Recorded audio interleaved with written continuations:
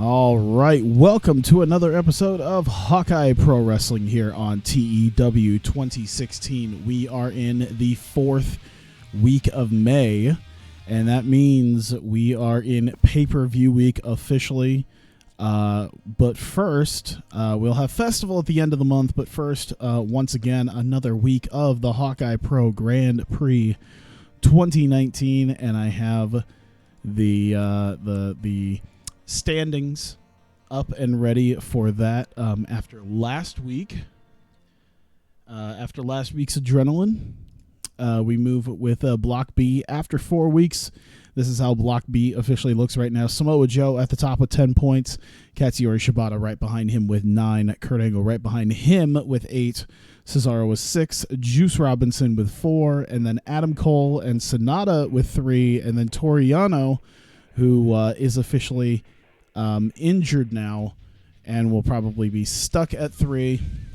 That he will be sitting at the bottom probably for the rest of the Grand Prix. I don't think he's coming back in time to really do anything. So I should probably have some way to showcase that he's injured and pretty much out of the competition officially. He was announced out of the competition last week.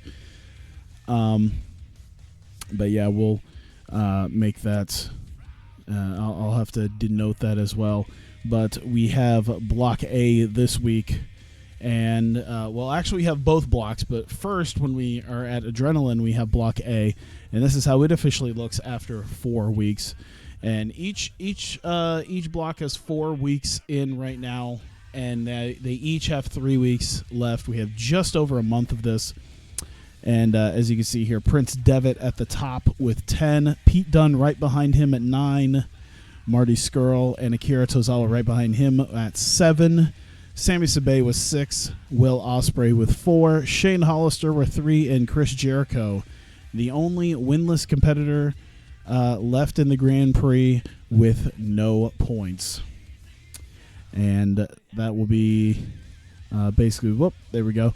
I do have the graphic here for Festival to showcase that as well. I believe I can at least show at least a couple of the matches because I know, of course, it will be headlined by a number 1 contendership match for the Hawkeye Pro Heavyweight title. Of course, a rematch from Japan last month, and that is Alex Reynolds versus Tama Tonga headlining Festival in Las Vegas.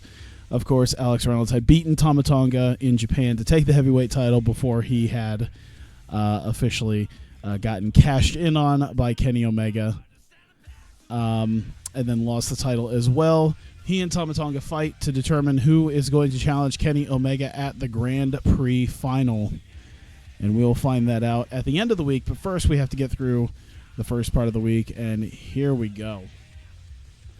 Oh man. Okay.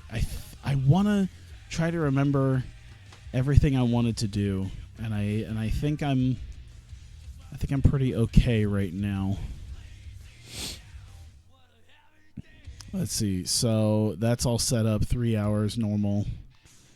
Okay, so we're all good with that. I feel like there was something else I wanted to do before I started going in, and I can't quite remember.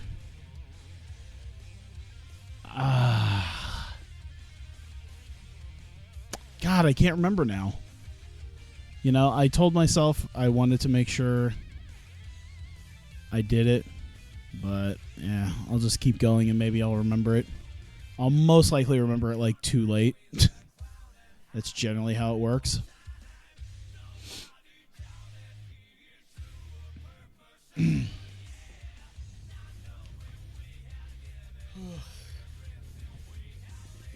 I like that 2010 era Bubba the Love Sponge picture. And I like how he's just Bubba Sponge. Like, why isn't he Bubba the Love Sponge? That's what he wants to be. It's what he has chosen for himself. Doesn't seem like anything worth seeing at all, so move on to Wednesday. Get through this. I mean, we're 5 minutes into the recording, so.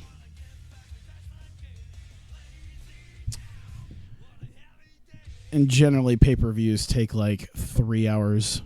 Like, pay-per-view weeks are like 3 hour long videos, so maybe I'll try to speed up and expedite the process as much as possible.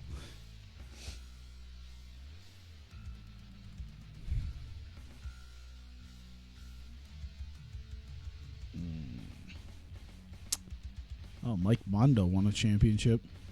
Mike Mondo won the X Division title. Interesting. CMLL. Okay. Michinoku Pro.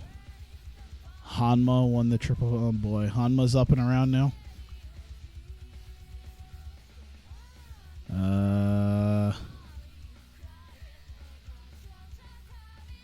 Nothing. It doesn't seem like anything too big. All right, cool.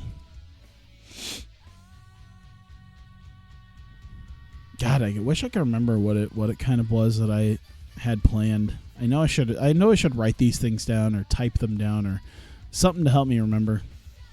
Maybe I did.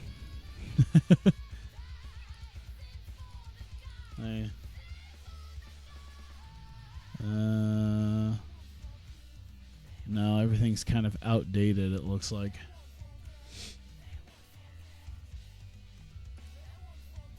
All right. Let's see. Locker room incidents first. Oh, boy. Oh, there's a lot. Actually, I think Portia Perez is like Chris Hero's protege, so that should be fine. Brock entertained the locker room by organizing a poker tournament. Okay. Io. She brightened it by being so cheerful and fun to be around. It's a far cry from, well, I guess she wasn't really. No, she was a bit of a negative influence at one point. Hero and Portia have been passing on tips of how to work it as a baby face to Portia Perez. I don't know if that's going to help her too much. Where did I plan on having this? Long Beach. Long Beach Convention Center. 3,000 people. Oh, boy. I think I went into this knowing I wasn't going to fill it out, but I wanted to do it because, Long Beach Convention Center. I could probably almost just do the Grand Ballroom. But fuck it, I'll pay the extra $2,700 for that 3,000 capacity. Get a few more people in there. There we go. All right, let's start by adding the Grand Prix matches at the very least. All right, Hawkeye Pro Grand Prix. This will probably be the main event. Honestly, I don't think it was one of my featured matchups, but this should probably be the main event. Hawkeye Pro Grand Prix. Oh man, how long should these two go for? 82, 84. 79, 87. They're both very flashy, aerial. That's always good. So I can either have them go very quickly or I can build this up. Not sure which one I should do.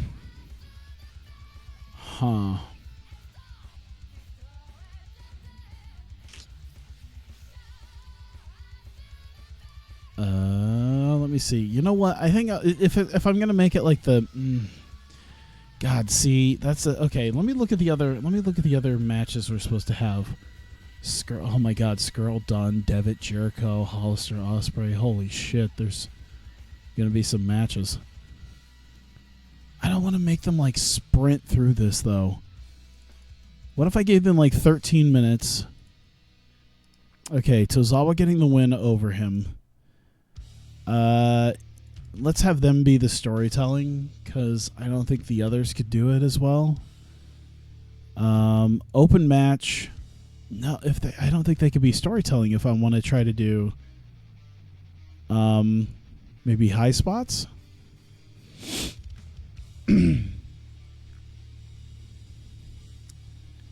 Yeah, I want to try the high spots. I really do want to try a high spots match. I feel like this will work. So, open match. All out. Decisive win.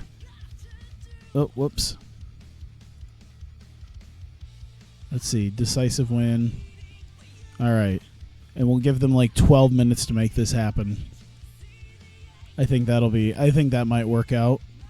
I'll have to put that not towards the beginning and maybe not quite the ending. But let's see. We need Pete Dunne and a Marty Skrull. Okay, lower mid card, upper mid card. Hey, Pete Dunne's an upper mid carder officially now. That's cool. And it looks like they're going to go the distance. All right, so a draw. I don't know if they can tell a story. 83-79, okay. 70, 80. Okay, you know what? We'll have them tell the story. I don't trust the other matches. Because I can tell you right now, Osprey and Psychology don't mix. So, and Devitt's always a crapshoot.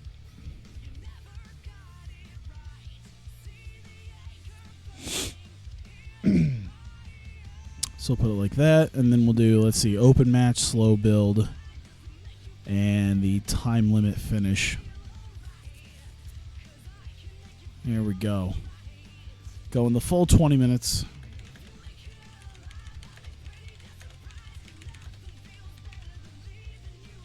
Put that right about there.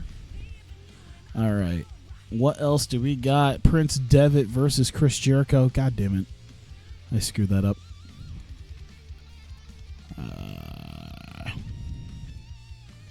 Jericho. Hey, bud. How's it going?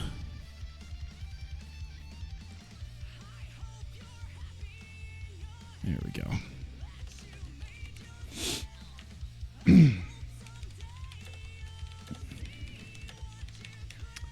There we go. All right. How long should they go, Chris? How long can you go? I think Devitt might still have a little bit of psychology in him. Yeah. We'll try 14. I think Jericho can probably go 14. And Devitt's over Jericho. Let's do open match. Decisive win. I think that's about it, maybe. Yeah, I don't want to kind of bitch out Jericho, but I want to get Devitt over, so he'll just need like a solid win. Ugh. Are we really doing this? All right, one sec. I'm having issues with OBS. I don't know if this is still technically recording right now.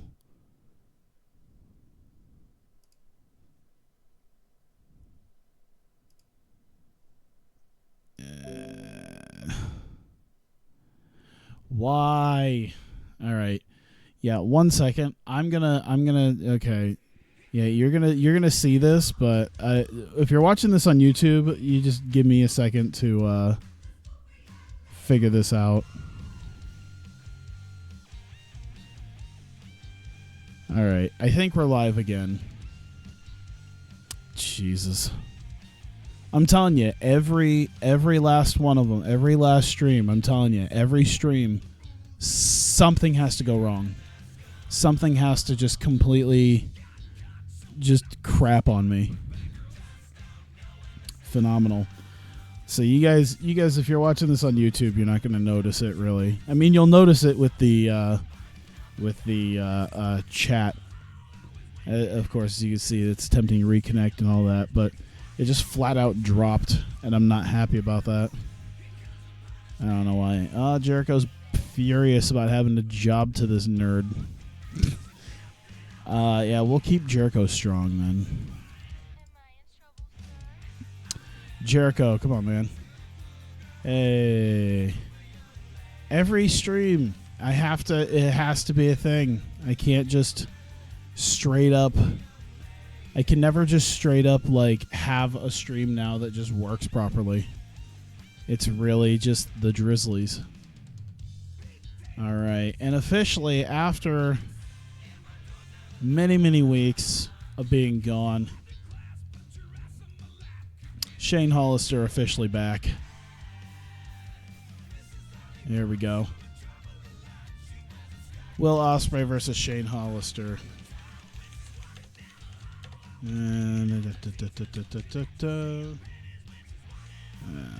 need to take that song off. I'm not the biggest fan of that song. I was like a few years ago, but not so much now. It's like, yeah, I don't know what it is. I'm thinking it might just be like, I don't know what it might be. I don't know if it's the cold or if my internet just kind of sucks now. I don't know. I really hope it's just maybe the weather, because it wasn't an issue for a while. Wrestle Kingdom opinions. It was great. I liked it. I was a little sour on the Intercontinental title match, but you know, the longer I kind of let it sit and permeate, the more I realized, like, okay, it wasn't really that bad. He didn't get much of a reaction, but it wasn't that bad. You know, it's not really Jay White's fault, but that's all right. You know, and he's put in a high pressure situation. He did a lot better when he did a lot better at New Year's Dash. I was a little sour on the tag match, the tag title match, but that's just because KES just doesn't really do anything for me. So it's like, we'll do 17. Shane Hollister getting the win here. Hey, Dirty Duck. Holy crap, it's been a while. You know what? Let's not be open. Let's do slow build and the decisive win. How about that? There you go. Who should... Okay, I think Tozawa and Sabe should do that. Let's do Jericho Devitt. Let's do Ospreay, Hollister, Dunskirl, Tozawa, Sabe. Yeah, I kind of felt bad for Jay, but I think the angle at New Year's Dash did a lot more to help him out. And I was a little sour at the booking, but, you know, I kind of realized, like, listen, they might be doing what they did with Okada. They're not doing the same thing, because I couldn't potentially see Naito, like, openly crying if he lost to Okada. But, yeah, I just... But yeah, like, I think they're doing maybe the Wrestle Kingdom 9, the Wrestle Kingdom 9, Wrestle Kingdom 10 thing, where Okada loses to Tanahashi, and then next year at the Dome he gets the win. Trying to get back into watching. Oh, that's good. Let's see. We're at 75 minutes. I feel like we could put one more match in. Let me look at Adrenaline. Tama Tonga defeated Sonata. Okay, so Tama Tonga did his thing. So we'll have Alex Reynolds do his thing.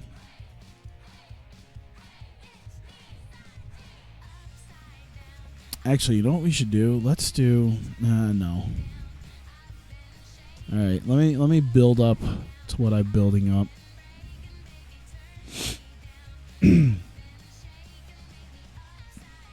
Yeah, I actually I kind of left like 10 minutes in to take out the trash, because I was like, this match is gonna go at least half an hour anyway. So yeah, I didn't miss too much.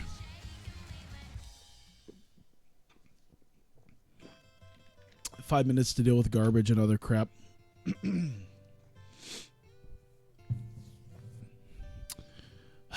I guess I could do Alex Reynolds.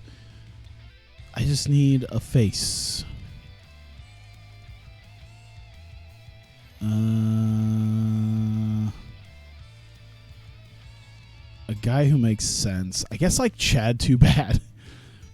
You know what? That might actually be something to do. Is we'll put Carl Anderson in the ring.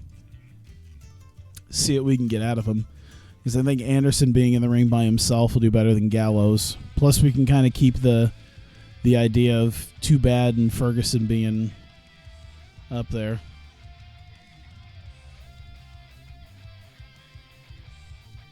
I won the NCAA champ with Iowa and now basketball coach.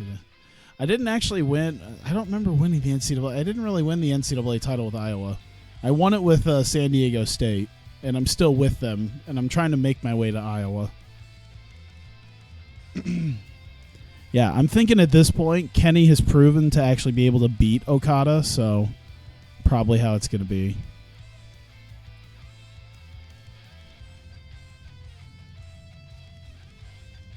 He'll just be Sonata. Sonata will get the out-of-nowhere win. That'll be how it goes. There you go.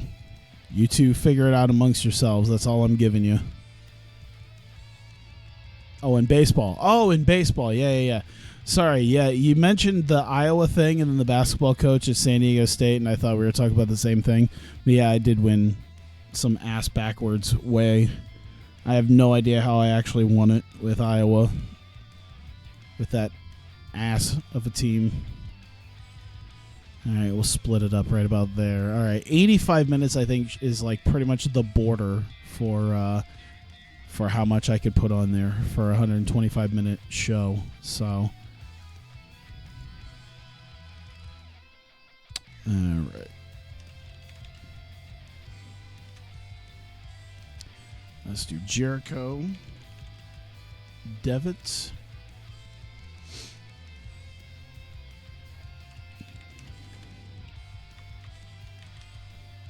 Jericho opens the show, mocking Devitt for losing his TV. Oh no, yeah, his TV title match to Nakamura. Yeah, we won't have him come out. So entertainment, minor success. Yeah, the most fucked up baseball field. We'll give him like 5 minutes. A little 5-minute promo where he buries Devitt before Devitt just raffle stomps him into oblivion.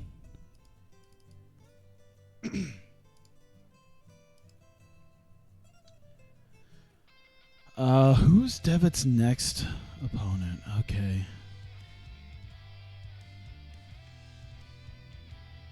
Actually, let me see. Okay, I can make some semblance of sense out of this. All right, let's check that out. Prince Devitt, Chris Jericho, Shane Hollister. You know what? I wish it was as easy to. What is Prince Devitt's sex appeal? Too low. Have you seen the man's abs? There we go. Devitt works over Jericho. Shane returns for the save.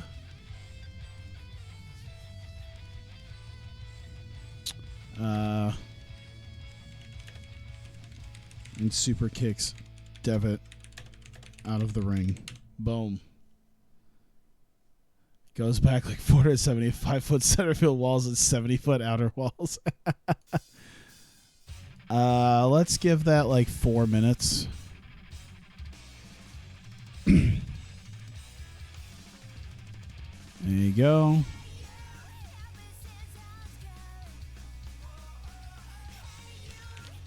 Shane Hollister, entertainment. I forget how well he can cut a promo. Okay.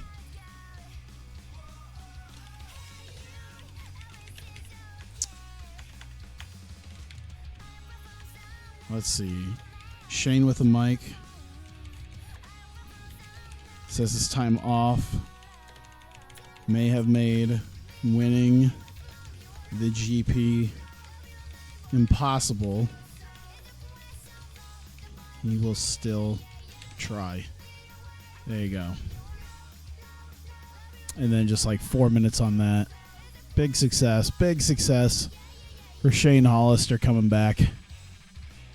I should just have him bury Will Ospreay just so I could just so I could bring Shane back up to status. It's really sad because like he's so on the cusp of something big. And like it's really weird because if you look at his progress, there are points where he actually like comes back in, but like there's a lot of points here where he actually won, but I think this is the part of TEW where they have things that happen where you can have like temporary boosts. You know, it's like, oh, someone can temporarily be, you know, better. I don't know. Maybe just my booking hasn't made him the greatest, and I should just do it better. How good's lacrosse? It's a pretty good game. It's like, I don't know. It's like an EA Sports game. Doesn't play too bad. I'm okay with that. What, burying Will Ospreay or Shane Hollister not being all that high up? Yeah, fucking burying Will Ospreay, goddammit. Hiromu should be champ. Let's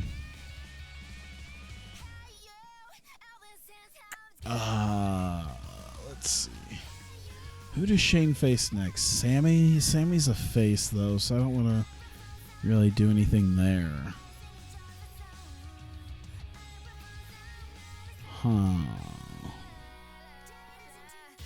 The first one, burying Will Ospreay. Has he? I think he's already got a really nice bump to his popularity. Look at that bump to his popularity when we got him. He just ever so slightly, and then bam! Immediately. Win over Kenny Omega, strong showing against him in March. And off to the races we go to make Will Ospreay a strong competitor. I like Will Ospreay the wrestler, but not Will Ospreay the Twitter user. It's like I don't like Roman Reigns the wrestler. I like Roman Reigns the person. He's just a dad taking care of his kids. Will Ospreay is like, I like Will Ospreay the wrestler, just not Will Ospreay the person. He's just kind of a douche. Hey guys, look at this new move I caught. Oh, you mean fucking Misawa came up with this years ago? Oh shit. Well, I don't know then. Sorry, I'm just thinking about what I want to do with this.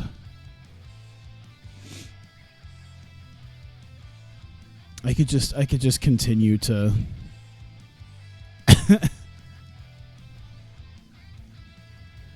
you know what? I already kind of did a thing, so let me see here. Let's see. Alex Reynolds, Shane Hollister. Here we go.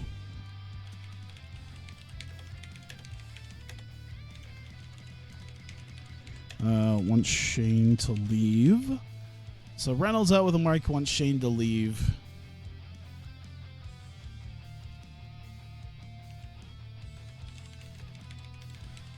They stare down. And he leaves.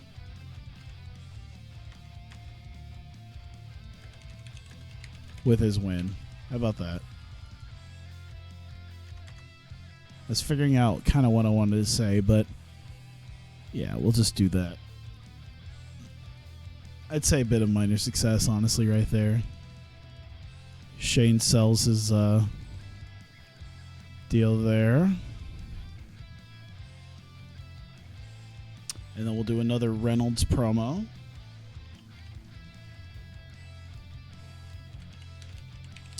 Let's see. Reynolds talks about Saturday and how he will take his title back from Omega at GP Final. I like how I've been able to make my point. Not once have I heard the ding for the fact that I've hit too many characters. So I feel good that I've been able to make my point like fairly clear and concise. Oh yeah, I remember what I wanted to do. I had the idea that I need to start using like the minor angles a little bit more. I think mostly like in Breakout, so that the things that I know probably won't be as well, won't die a terrible death, and then I can spend time on like other angles.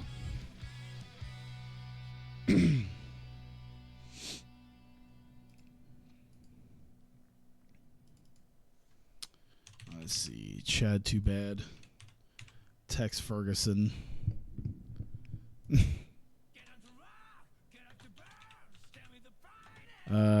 Too bad pulled out by Tex as he screams about how he could have won if he just cheated. There you go. I guess it's both entertainment. I guess I could do that, but I'll let him sell the match while Tex does the talking. And it gives a little bit of a minor success here. Yeah, we'll give that like 3 minutes. Here we go.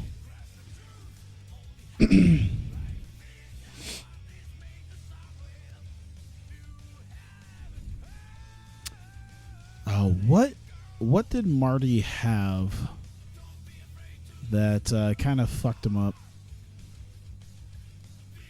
Let me see this. Physical. Broken ankle. He had something else.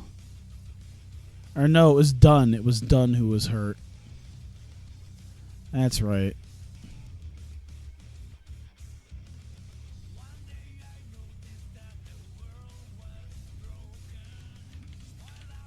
All right. Oh my God. Dunn backstage.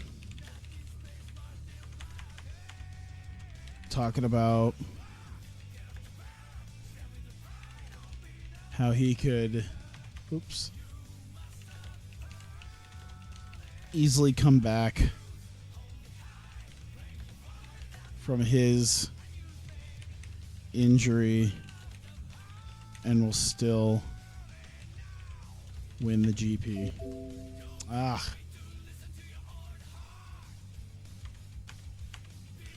And will win the GP. So there we go. Did I see the Chief choke? Yes, I did.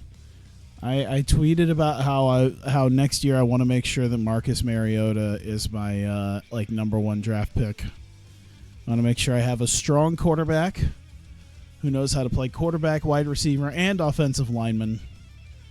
And I think Marcus Mariota is that guy. Let's see, 4 minutes. Entertainment minus success. There we go.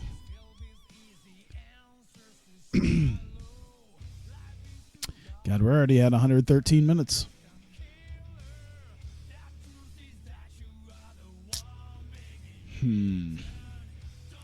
Have a good lead against somewhat easy team and choke. Yeah, it's the Titans. But now you can't really say much because guess what? They got a playoff win.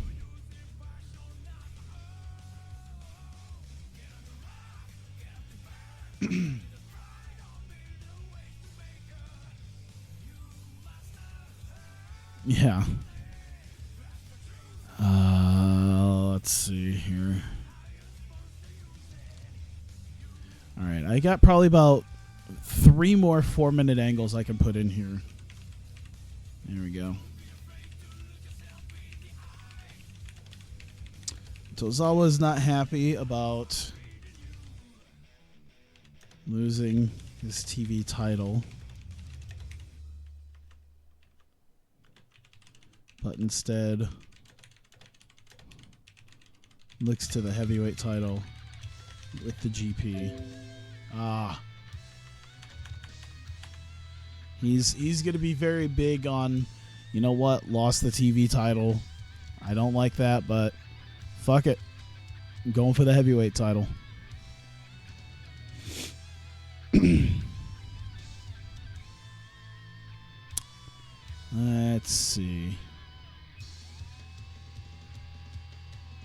Hunt only had like 11 carries. Yeah, I know. I'm so glad like the season is already over. I somehow I didn't even like pay attention to my team once I knew I was out of the playoffs, but I happened to win both my playoff matches, so I got like impromptu 5th place. I just missed the top 4 to go in, and I got impromptu 5th place. I actually kind of want to see right now. Sorry, as we're discussing this, I know that probably not the greatest idea to be looking into it, but it's amazing to me that I got as many points as I did with like literally not even caring. Porter had a bad voice crack in the last minute. I did see that, yeah.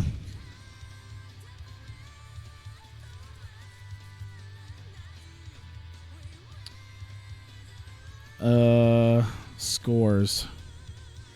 All right, round 1. I had the most out of anybody, which means I would have, well, let me see. Out of the teams that were playing, I would have won and gone to the championship.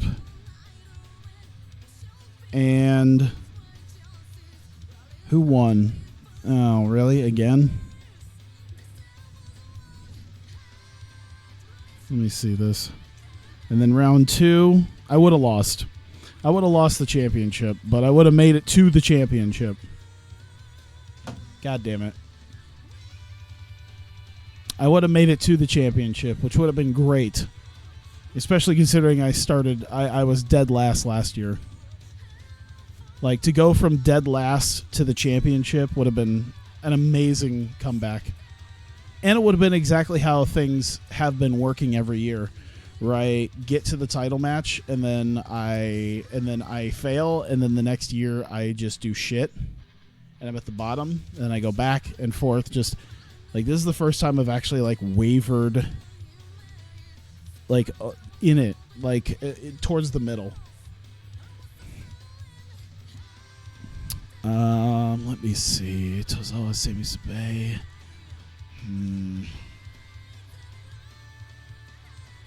And the guy also has done college football. He did that call for the Michigan State, for the Michigan fumble that led to Michigan State beating them not too long ago. I forget how long it was ago. It might have been a year or so ago.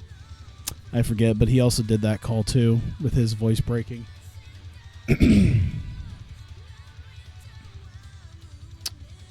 All right, I kind of at least know how I want to end, so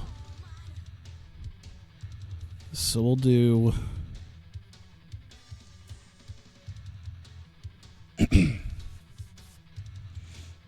we'll do that. Let's see. Tom a vignette.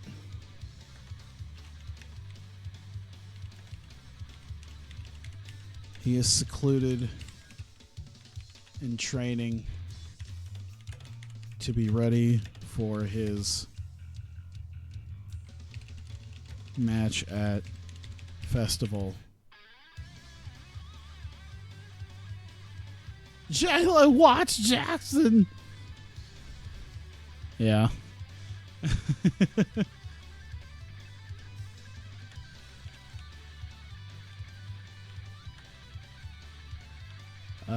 Let's see. Training to, you know what? Let me figure this out.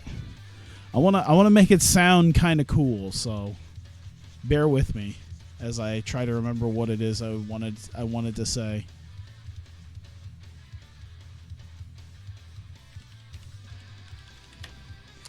To destroy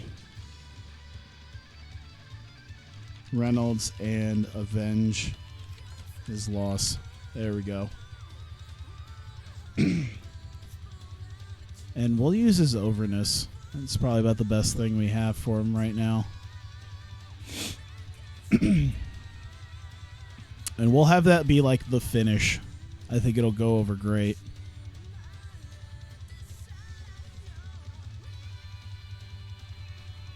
I'm trying to think. Like, okay.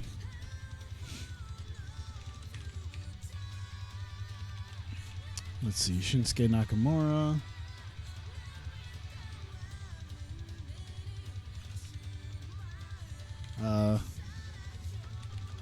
Naka's out to congratulate Akira. Then taunts him with the TV title. There you go. So let's do selling because he got done with a match. Then he has his entertainment. There you go. All right. I think we got it. 125 minutes. Everything is within the deal. We got all our GP matches. We got some of our stuff set up for the show, the pay-per-view. We didn't really work with the tag teams. That's maybe not the greatest thing. That's all right.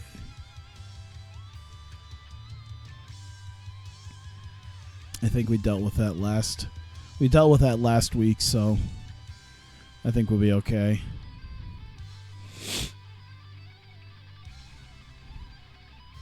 All right. Hit the save on that, and let's go run the show. All right. Here we are at Adrenaline starting up first. Chris Jericho opening up the show, mocking Prince Devitt for losing his TV title match to Nakamura. Just kind of cutting a nice little promo. Cutting himself a little promo and, mocking Devitt for not being able to get it done against Akira Tozawa. Still not proving really anything between him and Akira, as that TV title match was kind of supposed to do. And then we get Chris Jericho versus Prince Devitt in a match that went better than I thought it would. Great heat, good wrestling. Prince Devitt defeating Chris Jericho in 14:22 with a coup de grace. Stomps Jericho's already caved-in looking chest. Oh, there we go. It's not as loud as I thought it would be.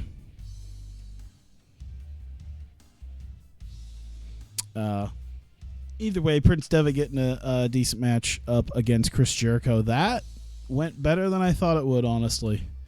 So, yay. Either way, let's see. Devitt starts working over Jericho a little bit and over his mockery. Shane Hollister returns to come in for the save, of course. Shane Hollister was originally taken out by Prince Devitt almost, I think it was like 6 weeks ago, or at least very close, maybe about 4 or 5. And he had gotten a bloody Sunday on a steel chair, concussed and knocked out, stretchered out, comes back, super kicks Devitt out of the ring, kind of eyes him down as Devitt retreats. And there you go, Shane Hollister officially back. Getting over like gangbusters. Shane with a mic says his time off may have made winning the Grand Prix impossible, considering he only has about 3 points right now, but he will still try. He's got 3 matches, potentially. The most he could possibly get at this point is 12 points, but he has a match against Will Ospreay that does about as well as I thought it would go. I wonder if it was... I do want to see... Okay, yeah, odd face heel, 2 faces. The chemistry was off. Shane Hollister usually doesn't do 62s. That's what it's always like. He'll pull out a 62 with Will Ospreay, but he'll pull out a 92 with Akira Tozawa. So it really depends on the person that he's facing. But the main thing is Shane Hollister gets the win in the GP, gets his 3 points, along with Prince Devitt in the first match, gets his win and his 3 points. Jericho still winless in the Hawkeye Pro Grand Prix. Shane Hollister up to 6 points. Reynolds is out with a mic. He wants Shane to leave. Says it's his time. He's not challenging for a title on Saturday. Alex is. They have a bit of a stare down between them. And Shane, after just coming back after everything, has decided to fight another day and try not to deal with the man that he had already beaten, as well as Alex Reynolds. Leaves and carries his head high with his win.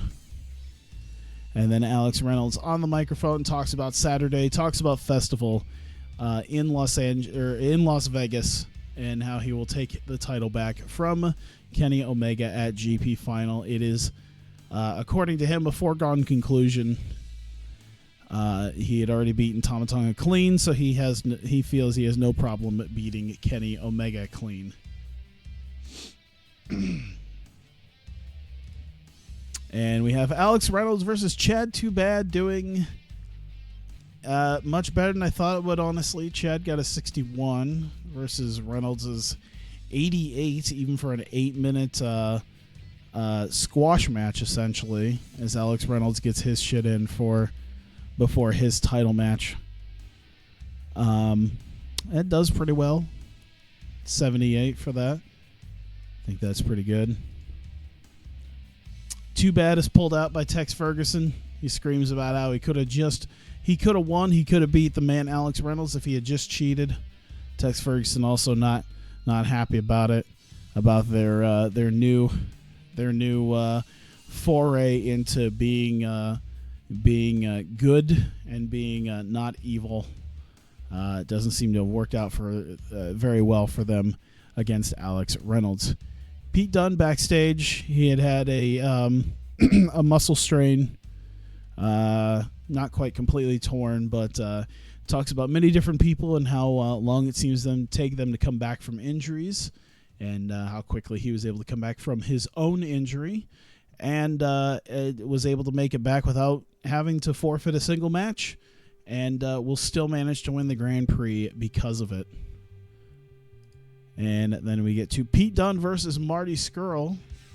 Dunne carrying Scurll to an 80. Pete Dunne's not suited to his... that's right. I turned him heel. Now I need to get his gimmick changed. Scurll needs a new gimmick, too. So there you go. Pete Dunne drew with Marty Scurll after 20 minutes. I think, once again, yeah, 2 heels. Uh-oh. His use of painkillers affected his performance. Oh, no. That's a new one. Oh, this is come back. I'm gonna have to deal with a fucking drugged up Marty Scurll at some point, aren't I? Oh, that's not good. I'm gonna have to send his ass to rehab at some point, I feel. Oh boy. Either way, Pete Dunne coming back, having a great wrestling, decent reaction. Drew with Marty Scurll, though, in 20 minutes. No one was able to get the win for that, and each of them will get a point for their draw. Marty Scurll and his fucking painkillers, goddammit. I'm waiting for him to show up fucking high as a kite, and we can't use him. I don't know when that'll be. Every show's going to be a ticking time bomb now. Speaking of ticking time bombs, Hiromu Takahashi. No, Tozawa's not happy about losing the TV title, but instead he looks towards the heavyweight title and winning the Grand Prix. He is, of course, in a very solid position right now, and just needs to sew up the next couple of wins, and he will be A-OK. And 81, that was really nice. That sucks that they couldn't get the psychology together for that, because I feel like, you know what, for a 12-minute main event, match, did I make this main event? I think I did. Yeah, 12-minute main event match. A lot of matches not too amazingly long. I feel like if I didn't do the storytelling match here and I just put them in the ring, they probably could have gotten a 90. I probably could have gotten a 90 out of it rather than the 81 that it was. Seems like Akira did well going all out. Sammy did well going all out, which is really, look at that, being well suited. Yeah, I think it's the first time I've done that. Yeah, it was really just the short match length and the psychology. I bet it would be a little bit better if I gave it a couple extra minutes to just move. Nakamura is out to congratulate Akira Tozawa. He has the TV title, of course, with him. Taunts him a little bit with the TV title and heads to the back. And then we get the final segment, which is a vignette. Tama Tonga has been in seclusion for a little bit. Spent the last week in seclusion. And we'll spend the next few days there before Saturday as he trains to destroy Alex Reynolds and avenge the loss that he had taken at Ballad of the Fallen Angels and get his shot at getting the championship back. Solid little show, 83. I'll take it. Nothing like particularly hugely standing out, but I think it did pretty A-okay.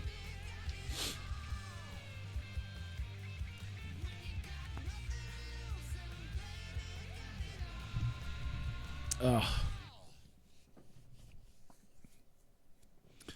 There we go.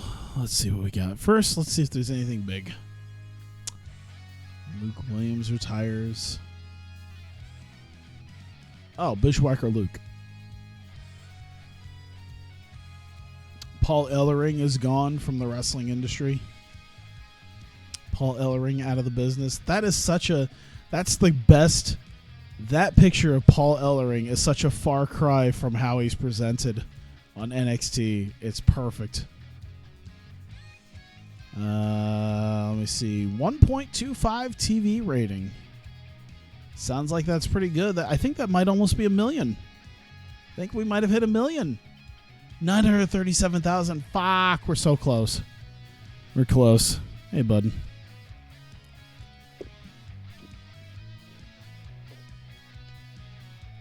I don't know what we'll do when we finally hit 1 million, but it'll be crazy.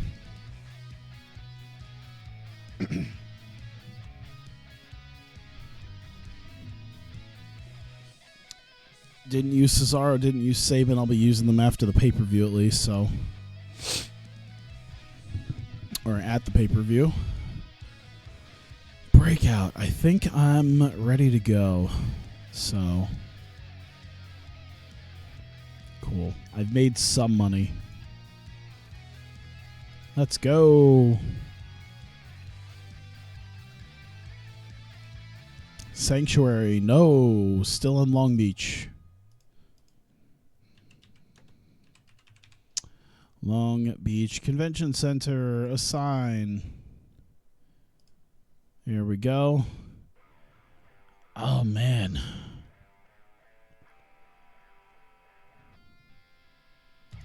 All right. We need a main event.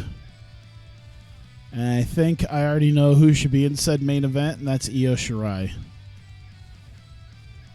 Who she should face, I don't know.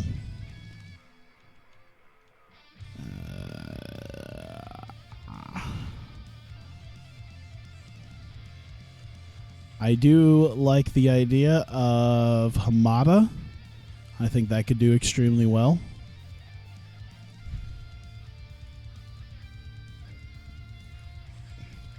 This might do a lot better than I thought, honestly. So, it looks like she's had 2 matches. Oh, she literally faced her last week. Jesus Christ. Good for me.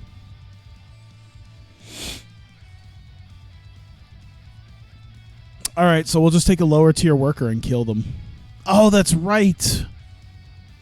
I know what I gotta do. Okay. Alright, you'll kill Jessica Havoc. How long can Havoc go? She might be able to go for a little bit. We're trying to get the best match out of her we can possibly get. Here we go.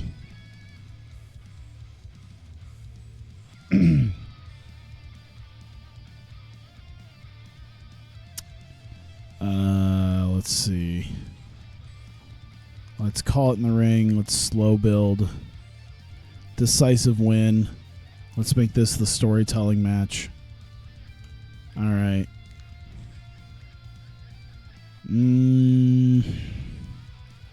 2v2. Let's see.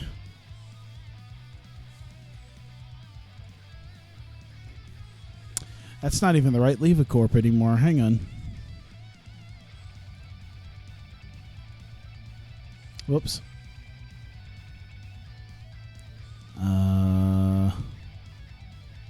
Delete. Delete. Add team. It's Athena and Courtney Rush.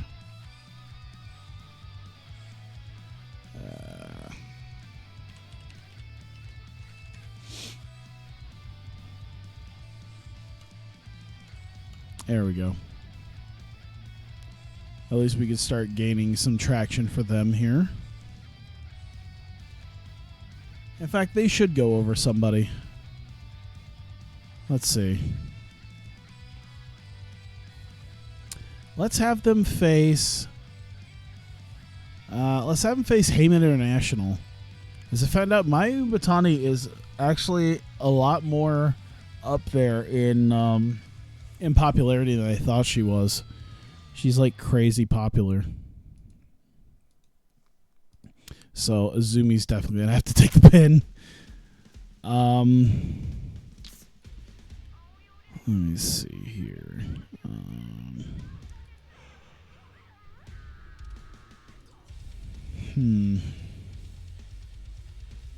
Let's go 13 minutes.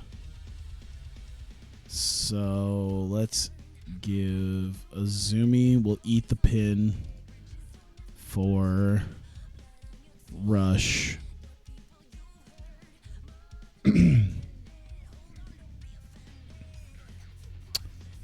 And we're going to keep Mayu strong. There you go. And let's do a decisive win. All right, she went for it because she's not eating the pin. Perfect. All right, so we got 36 minutes. We still got a little bit more to do. Let's see if there's anything that I set up for. Because there's not a ton left to set up for.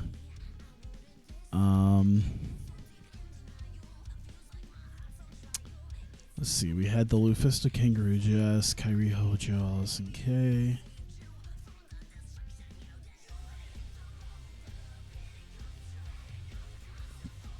Let's do...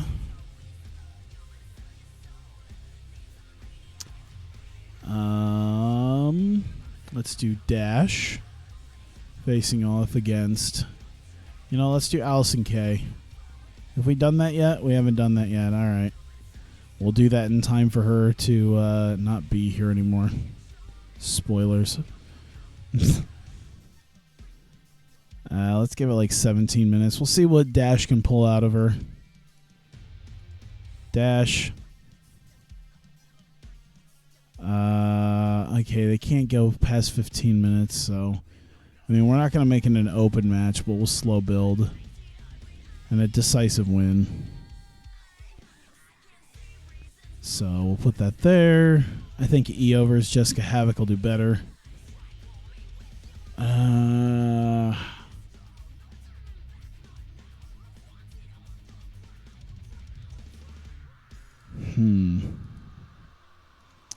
Get Breakout here. All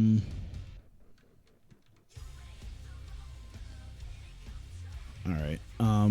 Oh, you know what? We should have a. We should have another one-on-one match. All right. So we can do Lufisto. Who should she face?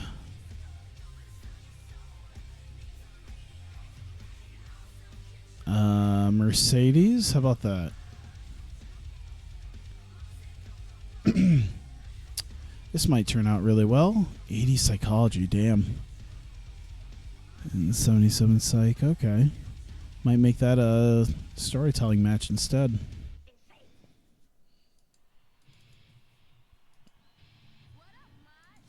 So Lufisto doing the match here. Open match, slow build. Let's go decisive win. However, distraction on Mercedes by Tex Ferguson and Chad Too Bad. So that'll be the thing, is that she wins and doesn't realize that it has been a cheated win. That'll be how I want to do that. They just can't stop cheating. There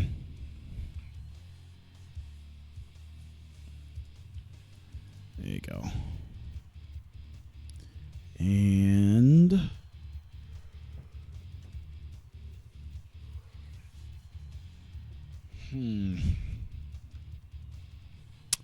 Should that be it? I mean, I think it could be. Yeah, it might be it. Let's see. Leva Corp. So, Leva Bates. Athena. Courtney Rush. I could feel my eyes like getting tired. It's not great. Because I had caffeine. I think I might still. No, I don't think I have caffeine. Shit. This isn't good. I had an energy drink, but I drank it. I think I might have some remnants of coffee left. But I don't know. Might be worth looking after I'm done with this show. Just like take like just a couple minutes to look over stuff. All right.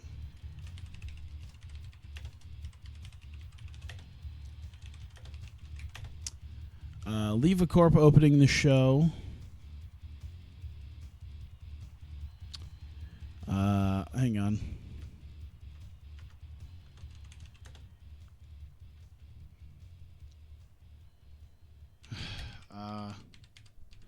With an address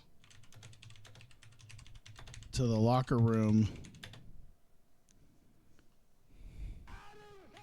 that they... let me see. Are no joke. How about that? I mean, there would be other things said, but we'll just deal with it like that. Could they talk? Should they talk? Probably not.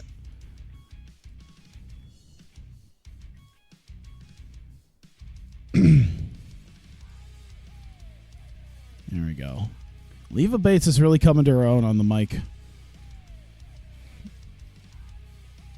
The more she learns, the better. Look at that. Like a year, like when I first got her, she was like kind of iffy, but now she's like fairly solid.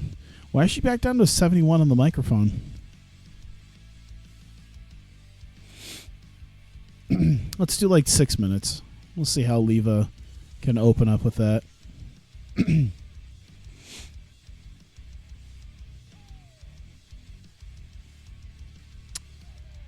There we go. Let's see. Leva Bates, Paul Heyman.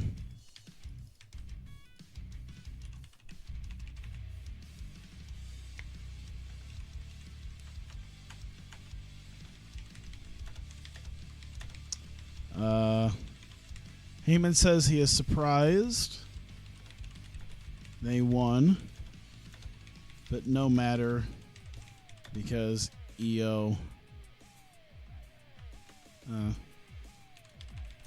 Leva could never beat EO. And we'll do like 4 minutes on that. We can just basically say they go back and forth, and Heyman's looking towards the women's title match. Doesn't care so much about the tag belts. All right, Lufisto in the back with Kangaroo Jess, Chad Too Bad, and Tex Ferguson. All right, let's see how all of them do here. Justice Legion in the back. Lufisto doesn't want them trying to cheat, and Chad's loss is just one slip up. So tying in Chad Too Bad's loss against Alex Reynolds last night should work out just fine. Minor success on all of them because they all get a little bit of time to speak. There we go. I'm sure it'll go over swimmingly.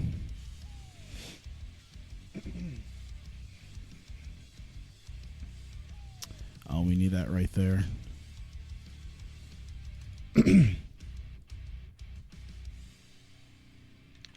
Let's see. Lufisto. Kangaroo Jess. Chad Too Bad. Tex Ferguson.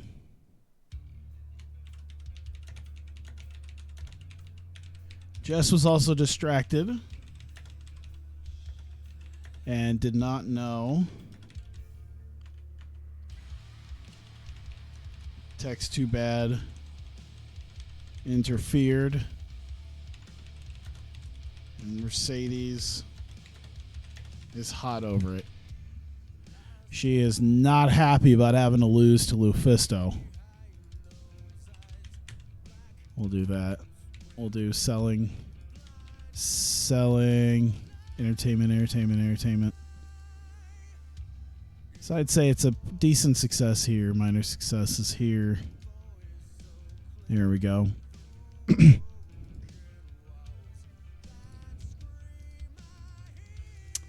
Let me see here. Let's see. Dash. Kyrie. Entertainment. Dash and Kyrie backstage.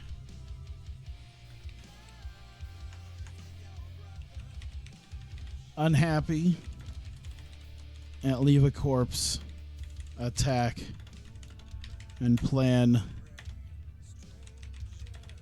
making them the jokes.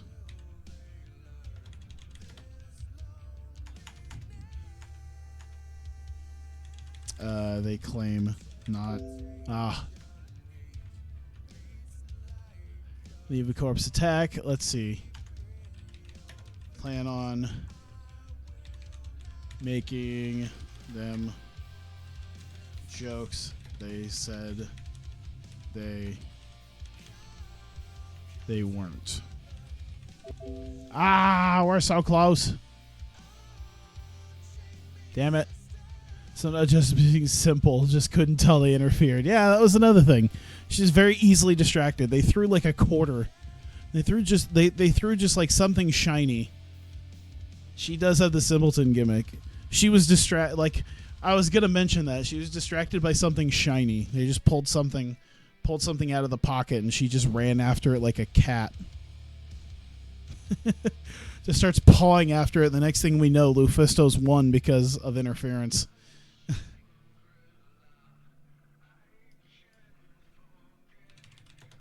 They said they not. There, we'll ghetto it up a little bit. And I think decent success here between the both of them.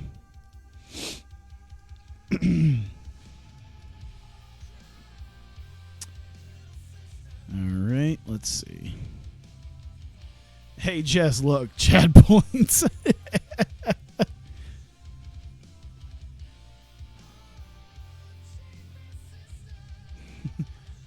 Oh my God, it's Crocodile Dundee. Where?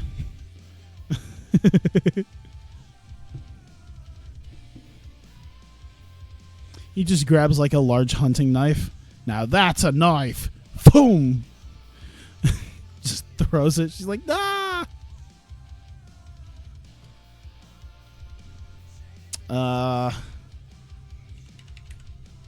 Dash.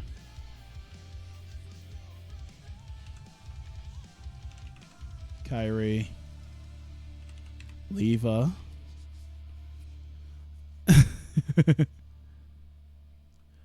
Let's see.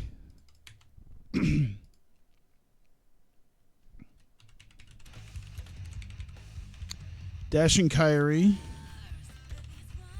Throwdown challenge to Leva for Festival, which is accepted. Here we go. So we'll just do that. Actually, we'll just have her sell because she's doing her deal. Here we go. Australia episode of The Simpsons. I don't think I have. Or maybe I did and it was a long time ago. I'm pretty sure I've seen every episode of The Simpsons at least twice, but like some of them has probably been so long ago. Like they needed something like fairly memorable for me to remember. Like, I've seen, like, fairly recent episodes. Like, maybe not fairly recent, but, like, somewhere around the time of the Simpsons movie. I couldn't tell you shit about what the Simpsons movie had, and I remember watching it at least twice. But I remember, like, one of the old Treehouse of Horrors with Homer doing the Shining gimmick.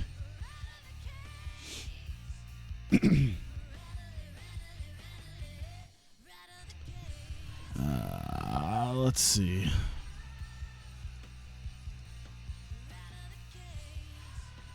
Holds a spoon. Oh my god. Io Shirai. Paul Heyman.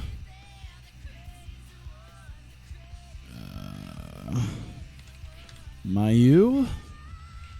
Azumi. Mio.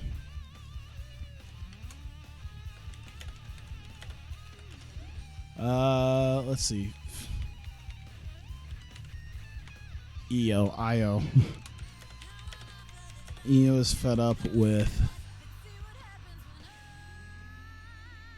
the others losing. Oh my god. Plays and slaps Mayu and Azumi. Leads to another confrontation.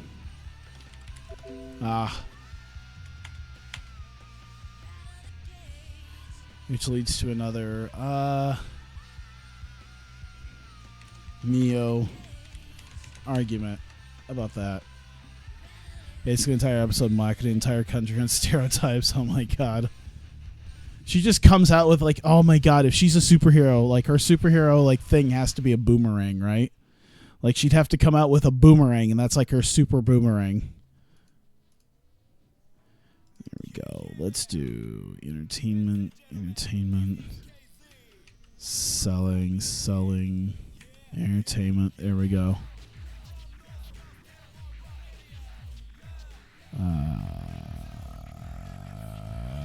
There we go.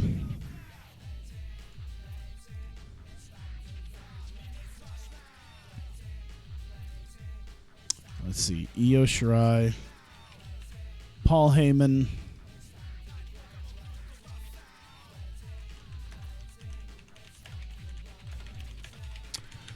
after the match talks up Io and says he's heard nothing about Io's title match.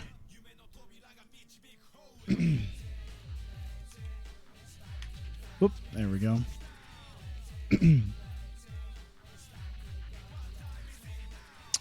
then we can do Io Shirai, Paul Heyman, Mick Foley. Mick Foley out to announce at Festival will be the contract signing between Io and Kana for a match at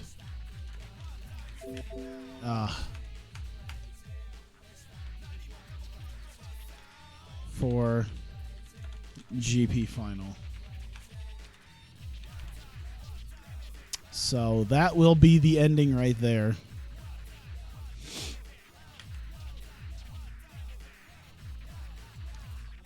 And Kana, hang on. I'm sure that picked up, and I apologize. Off screen. And yeah, success. Alright, so I still got probably a couple more little things I can put in here. Let's do like Hikaru Shida.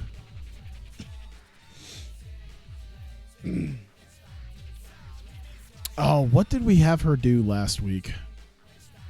I hope it was something. I hope I didn't just plumb forget about her.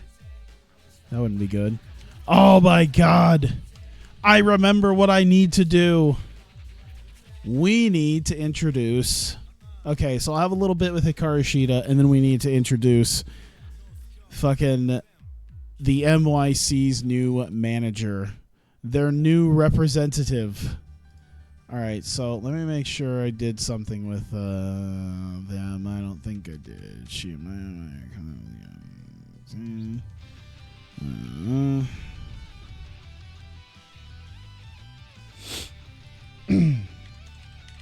Hikaru Shida.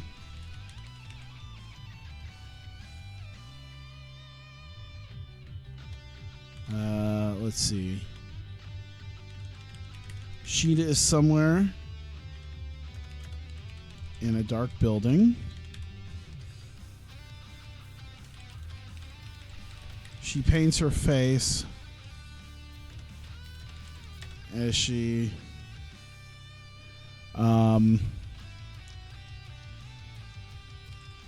shows her determination to get her as she vows to get her opportunity trophy back. There we go. So I guess it's a vignette mostly. So like maybe like 3 minutes on that. Decent enough success, I'd say, on that. Where should we throw that? We'll throw that like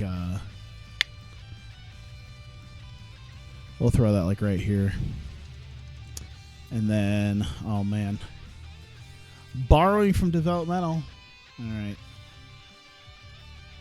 there we go, and borrow.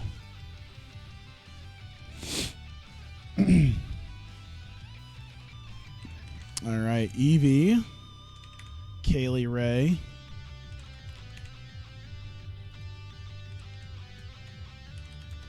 The NYC intro. Their new manager, Kylie,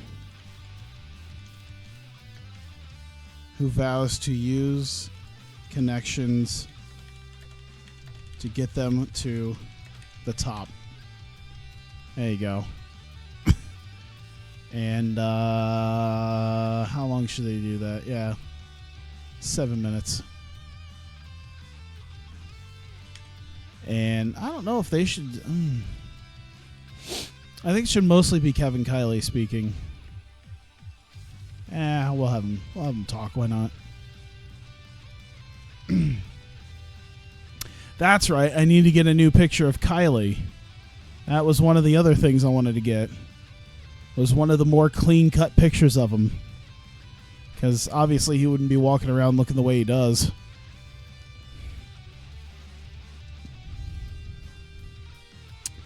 Let's put that like maybe up here. Yeah. I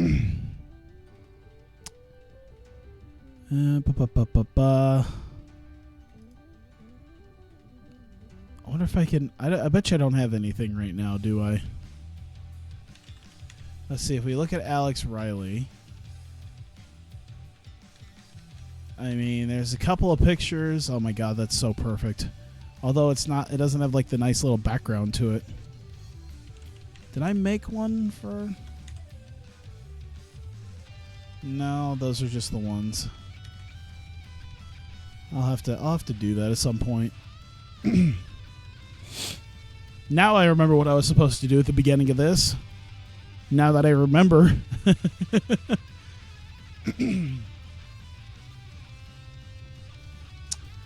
There we go. I gotta admit, there was a small part of me that thought about putting Colby Carino up in that position. I just don't think he can cut a promo, really. Yeah, he's just as bad as they are, so there's not much of a reason. Although can you imagine like this like that is such a heel gimmick right there. Just that slimy, he just looks slimy.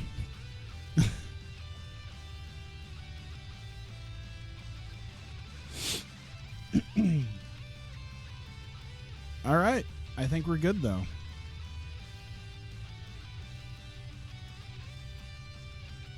All right. Levacorp starting out the show, opening up with an address to the locker room, basically discussing that the newest Levacorp, there have been a lot of changes over the last little bit with Levacorp, but this is the 3-woman crew. This is the one that are putting them on notice and that they are no joke, and they're going to prove it immediately. And so we get Levacorp versus Heyman International. Maya Iwatani carrying the performance for everybody. But Levacorp getting the win over Heyman International in just about 13 minutes. Courtney Rush making a zoomy tap out. Mayu not too thrilled about that. He's a weird looking boy. That boy ain't right.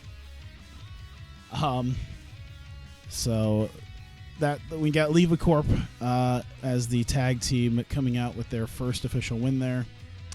Heyman, of course, who's generally ringside for any Heyman International match, considering his name is on it, says he's surprised that they won, and maybe they aren't such a huge joke. However, it does not matter because Leva Bates, no matter how hard she tries, will not get her title back because she could never best Io.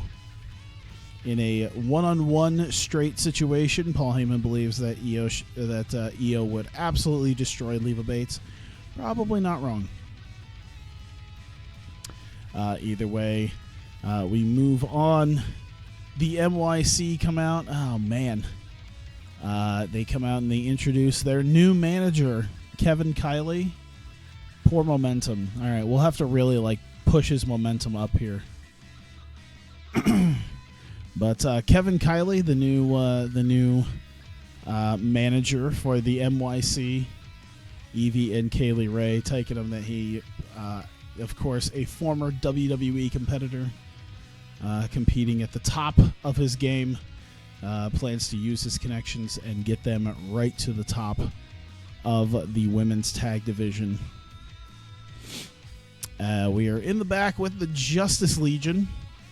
Lufisto doesn't want them trying to cheat. She saw what Chad Too Bad and Tex Ferguson were kind of complaining about last night on Adrenaline, and says, you guys have been doing very well in not cheating, and I know you took your loss to Alex Reynolds on Adrenaline, but it's just a minor slip up in your ideals, and to just stay the course, and they should be perfectly fine.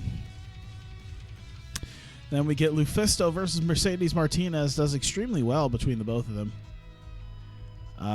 Decent wrestling, didn't much heat. Lufisto defeating Mercedes Martinez with a submission. Didn't realize, of course, that Tex Ferguson and Chad Too Bad both distracting Mercedes. Top of his game. That's what top of the game looks like.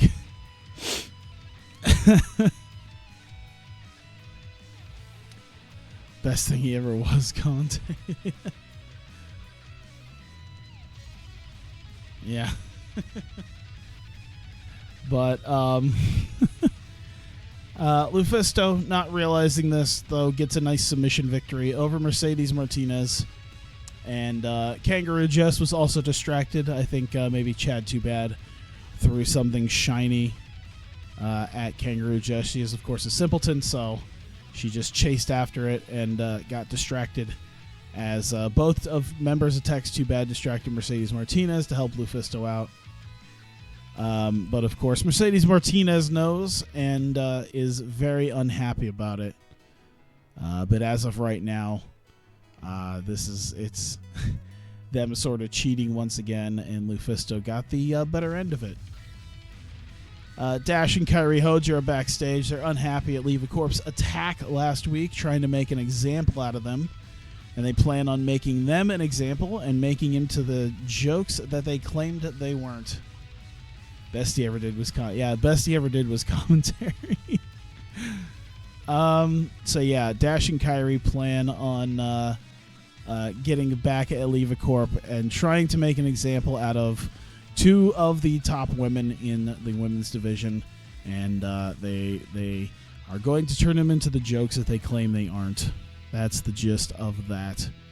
Hikaru Shida's in the back, somewhere in a dark building.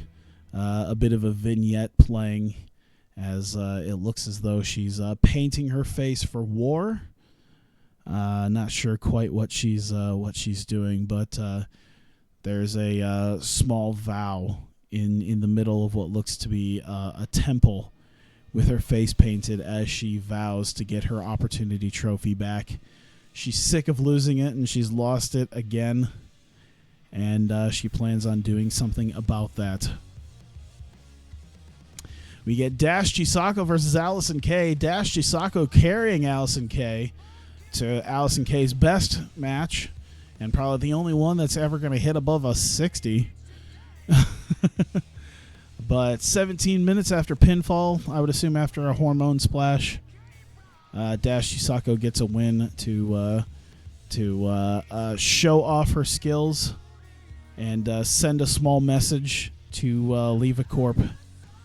And, of course, afterwards, Dash and Kairi throw down the challenge to Leva for Festival. And more specifically, they had elected Kairi to face Leva Bates, and it looks like it was accepted by Leva Bates, who came out. And that will be yet another match we will see here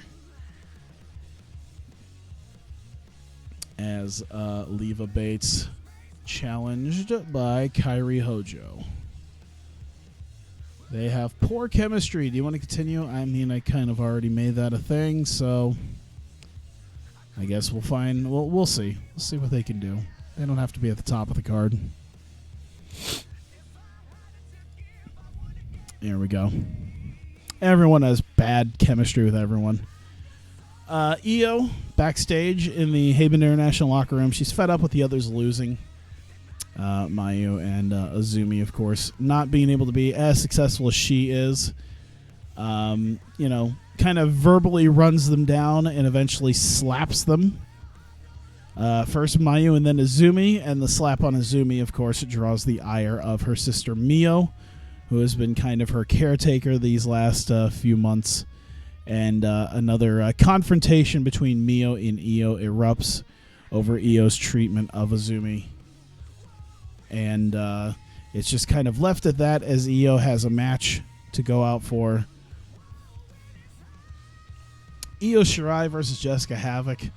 For someone like Io to put on a slightly lesser match than Dash, an 82 compared to Dash's, I think it was like 88, maybe? I don't know.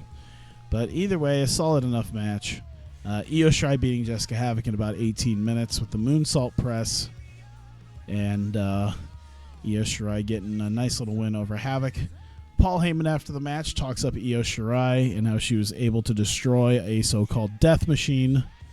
And said he's heard absolutely nothing about Io's title match yet. Of course, it sounded like there was going to be a little something about that. And, of course, we had the Kana vignette last week. Nothing concrete. And we end the show with Mick Foley coming out to announce that at Festival, there will be an official contract signing between Io and the returning Kana. Kana will be not quite in fighting shape come Saturday. However, she will be in good enough shape to sign a contract for the Grand Prix final. And that contract signing will take place in the middle of the ring at Festival as we set up for Kana's championship defense against Io Shirai. That is the end of that 81. Solid. I cannot wait to see how well this works out. I feel like if there's been one prize fight that I've built up to, I feel like I feel like that's the prize fight that we've built up to. Now I just need to kind of make this happen. Rocky Santana dies. Okay. Hey, there's another Switchblade. Oh my god, I'll get a Switchblade. Hey guys. Let's just sign this guy and be like, Switchblade is coming. Switchblade is coming to Hawkeye Pro. It's Rudy Switchblade. That'll be great. Sarah Crawford changed her style Chance Beckett, David Young. Isn't David Young that guy who was like a lower tier guy in the beginning of TNA?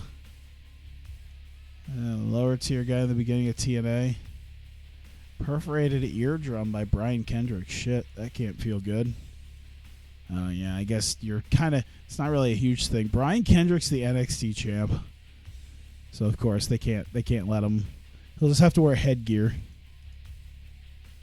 1.20. All right. Is that at least 900,000? Just barely 900,000, which is very good considering we're not in as many places as we are with Adrenaline. So to only trail by just that much is quite interesting. Let me get to Festival. Hey, look at that. An hour and a half. We managed to make that an hour and a half. Please don't. We'll put him against, I don't know, who'd be my Tanahashi at this point. We'll have him face him at Anniversary.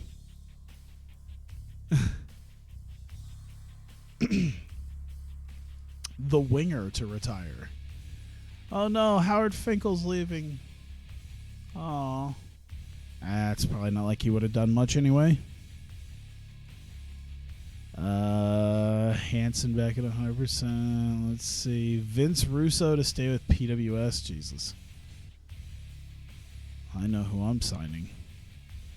Bro, tell you right now, new duo at Ignition. Oh, look, Kevin Kiley and Noam Dar are teaming up just as soon as I'm going to officially call Kevin Kiley up. Congratulations.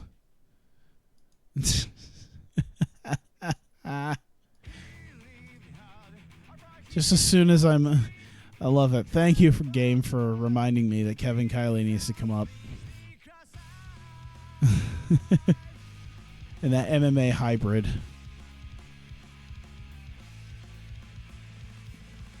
Oh, and their run?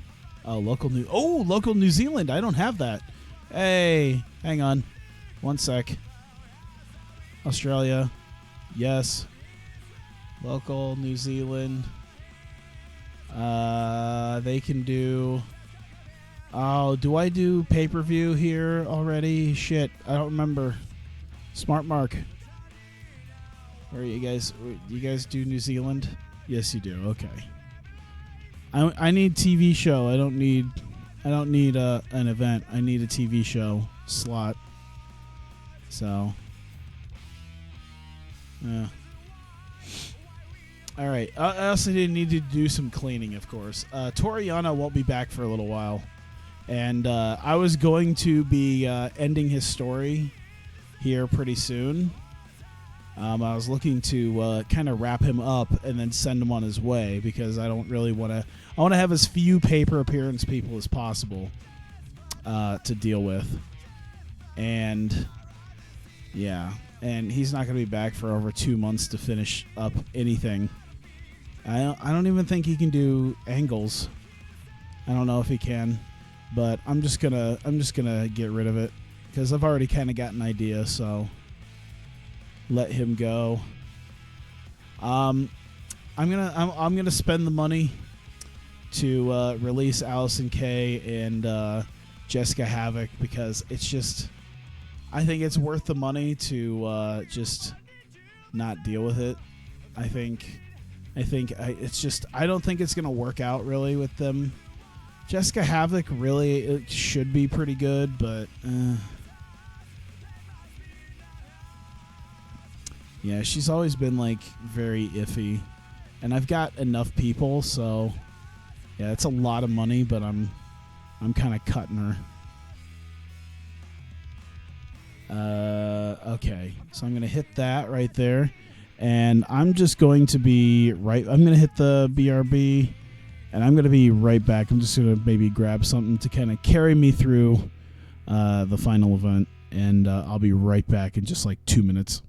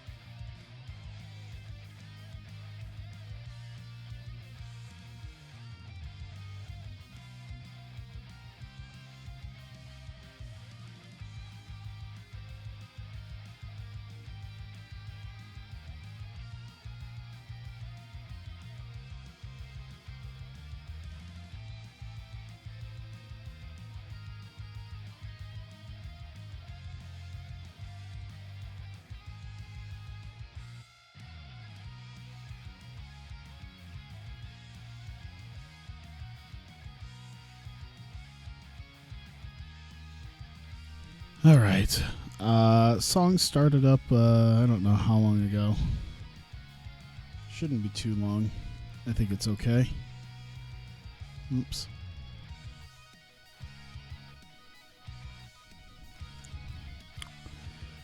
Yeah, second time I fired Havoc. It's amazing, isn't it? Like, the first time, like, her shittiness kind of overtook the fact that she was at least decent in the ring. But now everyone's kind of gotten past her ring-wise, and now she's not even quite all that great.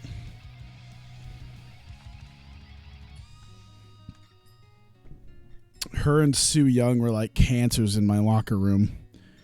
And I don't think she's as cancerous as she was, but now she's not even as good.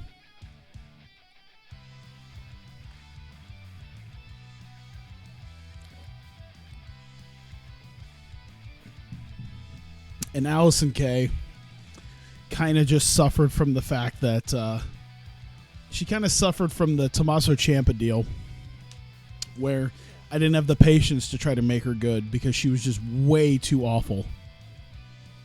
She was only getting like 30s and 40s with her deal. Like, she literally got carried by Dash to a decent match. Just happened to work out.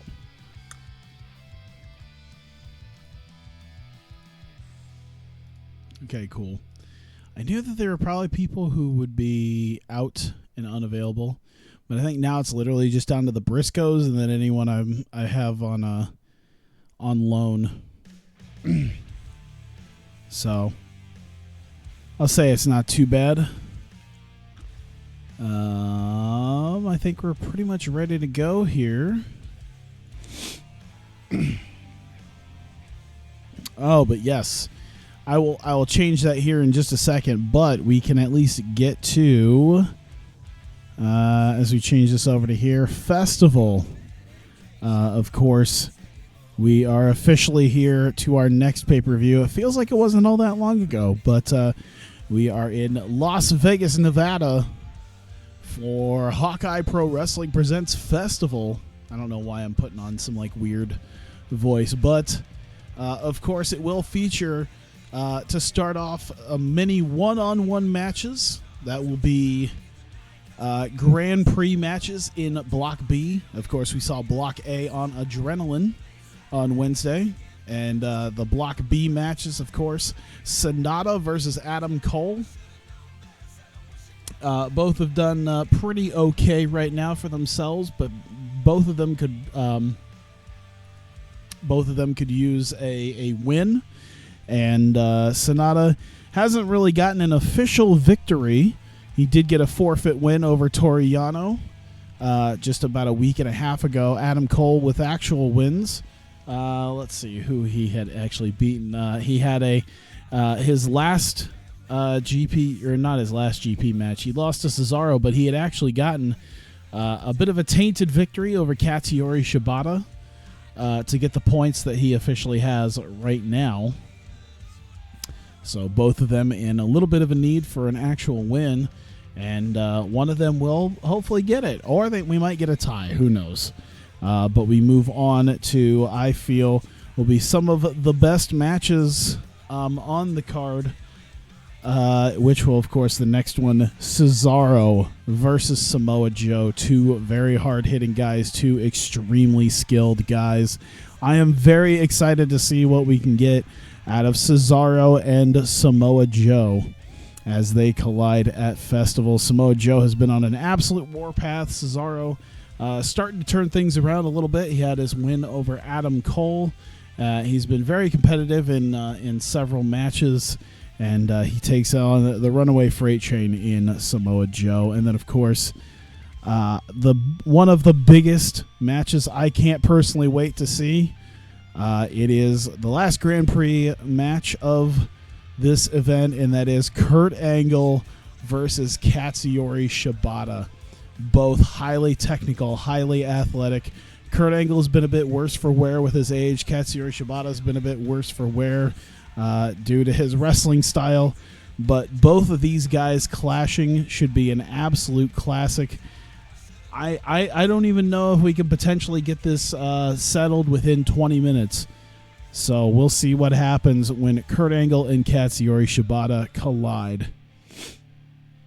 Then we get an official grudge match. The challenge was thrown down just this past Thursday on Breakout. It will be Kairi Hojo versus Leva Bates. Leva Bates, of course, recently kicking out Mia Yim of Leva Corp, and has decided that this time this is Leva Corp's true strongest form, and she'll have a chance to showcase it against Kairi Hojo here at Festival, as she shows what she can do one-on-one, and if she still has what it takes to potentially become the women's champion again.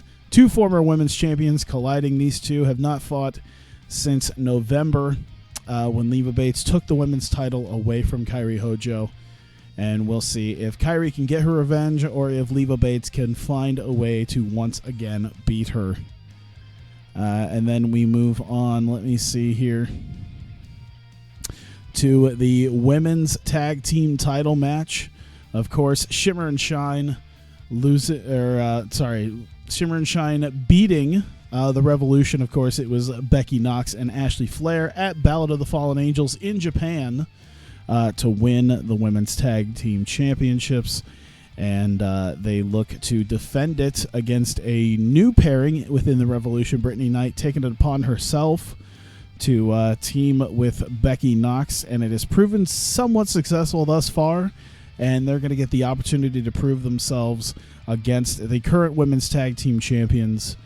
And Shimmer and Shine, their first official title defense against Brittany Knight and Becky Knox. We move on to the men's tag team championship. The current tag team champs, the Motor City Machine Guns, of course, we saw at Ballad of the Fallen Angels in Japan. Chris Sabin coming in for a currently injured Sonata. Or I'm not Sonata. Jesus. Oh my God. I can't think right. Kushida. Sorry. Chris Sabin coming in for an injured Kushida, who had broken his neck in an unfortunate accident in a tag match on Adrenaline. But as of right now, after a win against the Briscoes, the Motor City Machine Guns, the official tag team champions, and they take on the American Wolves. The American Wolves just 2 weeks ago at Infamous, beating Bomb for Your Buck to win this championship match. And we'll see if the Wolves have what it takes to dethrone the Machine Guns. And then we move on to the final match of the night, the main event, the number one contendership to the heavyweight title. Alex Reynolds versus Tama Tonga. We had this match last month in Japan for the heavyweight title. Alex Reynolds beating then champion Tama Tonga. Been quite complicated. Alex Reynolds was the heavyweight champion. However, he was cashed in on at the tail end of the match, or at the tail end of the night after the match, by Kenny Omega, who then turned around and beat Alex Reynolds for the heavyweight title. Both men having an opportunity to get their shot at the heavyweight title. Both men have a very valid reason for their rematch.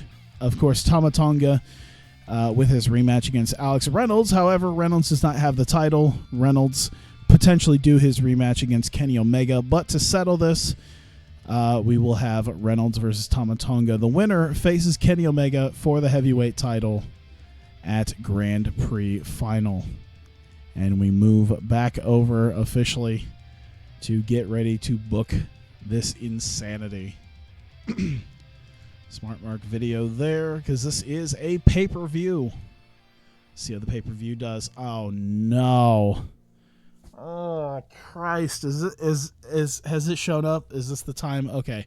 Let's do the potentially nice stuff. Hey, Dash gave the locker room a lift and unveiled a series of spot-on impressions of some of her colleagues. Hey, that's cool. Oh no, that is Wrestler's Court, isn't it? What'd Joe do? Annoying everyone with his constant boasting and cocky attitude. So does that mean Samoa Joe got worked into a shoot? Is that what happened? Did Samoa Joe literally get worked into a shoot? by his own gimmick. Because that would be fucking hilarious. He has improved his behavior, though. All right. I found out through the dirt sheet that he has a painkiller problem. So now the question remains, has Marty Scurll shown up high tonight? Turned up so wasted on painkillers he had to be sent home and he was in no condition to work. Oh, Marty. I mean, I think the best thing to do at this point is just send him to rehab. I mean, he's officially a written worker now, so he'll be absent between 3 to 9 months while still being paid. I mean, I don't think he's getting paid that much. I forget what his contract looks like.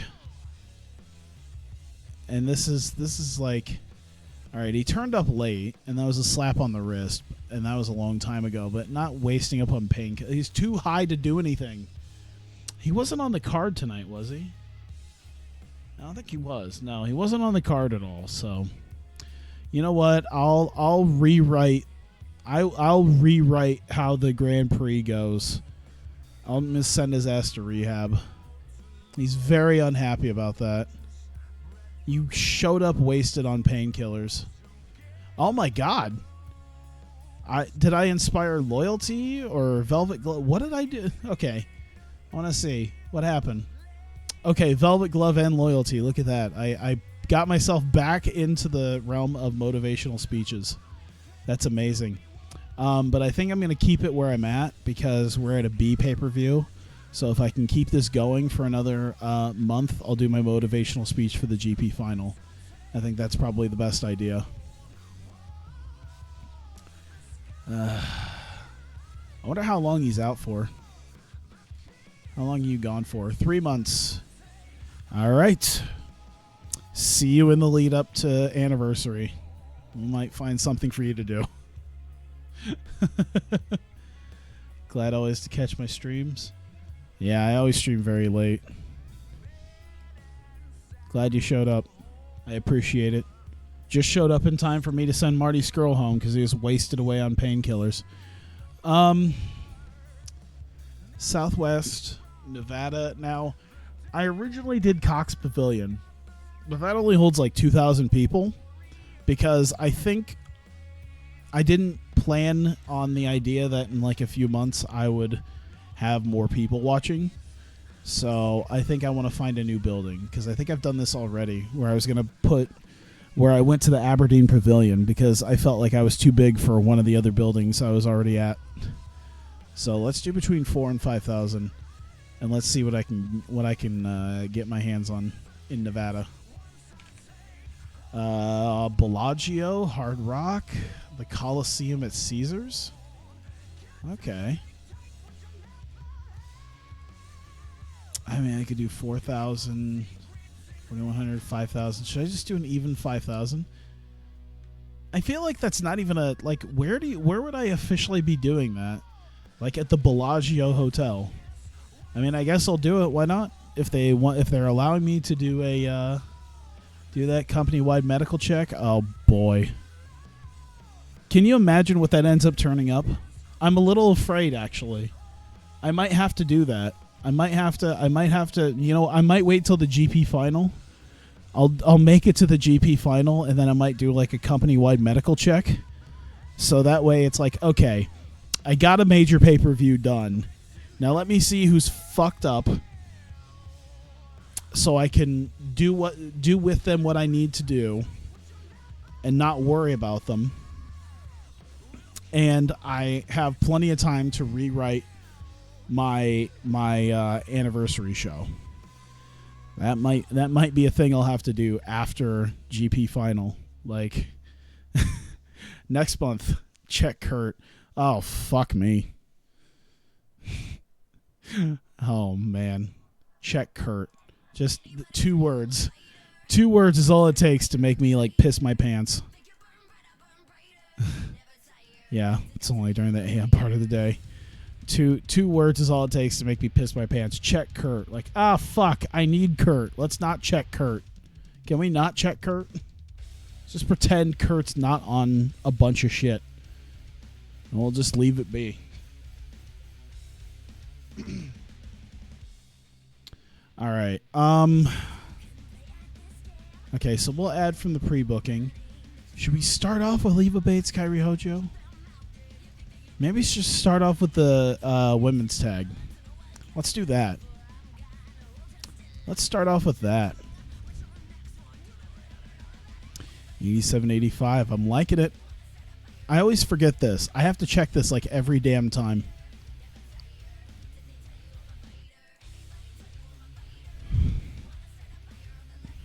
Okay, so they're really good. So we're going to give them like 22 minutes. We're going to, okay, Madison Eagles getting the win. This will be storytelling. Open match. Call it in the ring. I think they can handle it. Slow build. I want a tainted win. And I want a botched interference on Brittany Knight by Portia Perez. And there's a reason for that, because, of course, we've been pushing the idea that Portia Perez can't be around them. Can't be around them at all. And has found a way to kind of make herself in, but perhaps not be as bad as it seems. Let's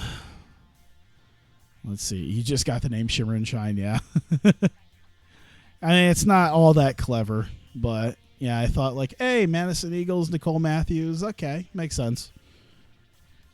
Let's put Sonata and Adam Cole here. I think that'd be the idea. Adam Cole versus Sonata.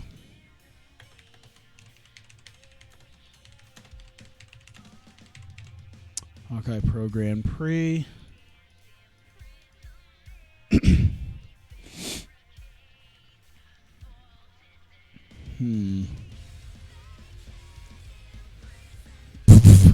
Fucking Adam Cole. Your garbage psychology is going to ruin this. God, Sonata, your garbage psychology. Holy shit. Okay, so number one thing we're going to do is script this fucker. Because fuck you guys. And your horse shit. And we'll just make this like 11 minutes, because can you imagine scripting that much? Alright, who's better technically, Finlay or Foley? 90-93. Alright, so 90-93 and then 97-100. Okay, Foley's gonna try to make this not too bad. We're gonna have him keep this. You're gonna clean this shit up.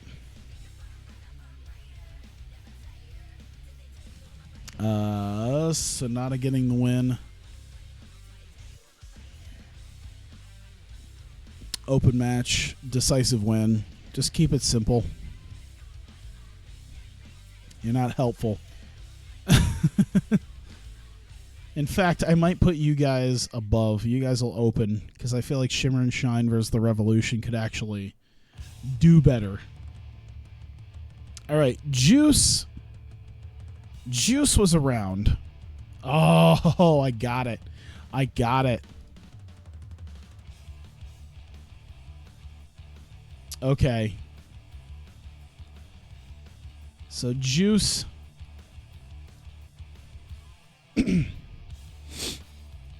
Juice needs a guy to face, because he was supposed to face Toru Yano at this event. So I want to give him a match. Beretta would be a good idea. He hasn't really wrestled in a really? Was the last time I literally used him was Blackout? Have I literally not used him in 2 months? Holy shit. That's not good. Wow, I'm so sorry, Beretta. How much am I paying you? Because I don't know if it's maybe the best idea. Oh my god. He's actually pretty damn good too. What am I doing? What am I doing with my life? Brock. He just gets destroyed by Brock.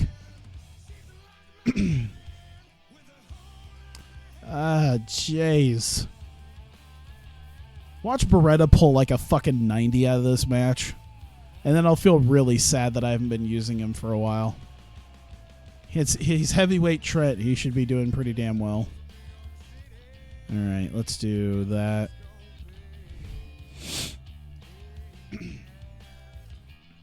Fuck it. Let's give it to Beretta. Juice could probably use it, though, too. Shit. How big is he? Oh, my God. I don't know if Beretta would take the loss. Let's try it. We'll try to keep him strong. Juice. Got to start pushing heavyweight Trent. All right. Open match. Slow build. And we're gonna keep him strong, though. Let's do a decisive, but it's a flash pinfall.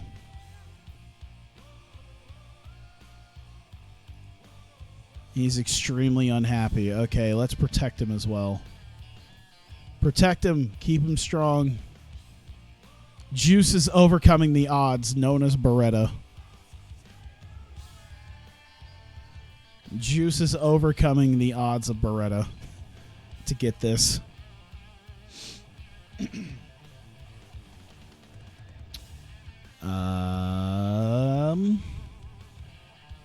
Should I do it now? I should probably do it now. Let me see.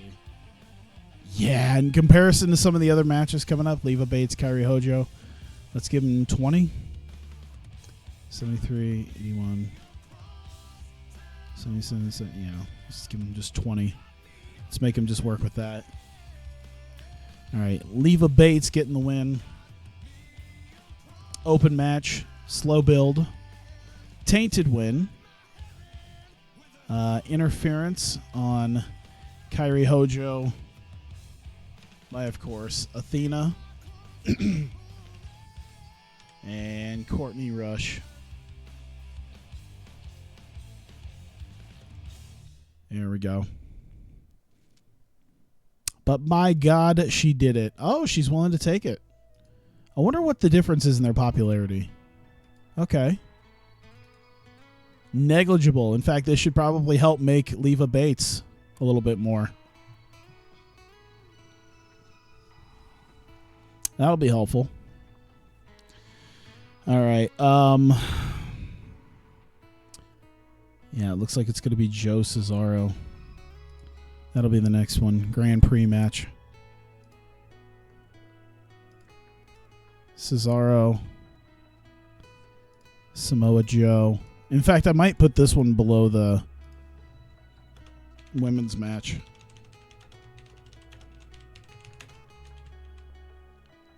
There we go.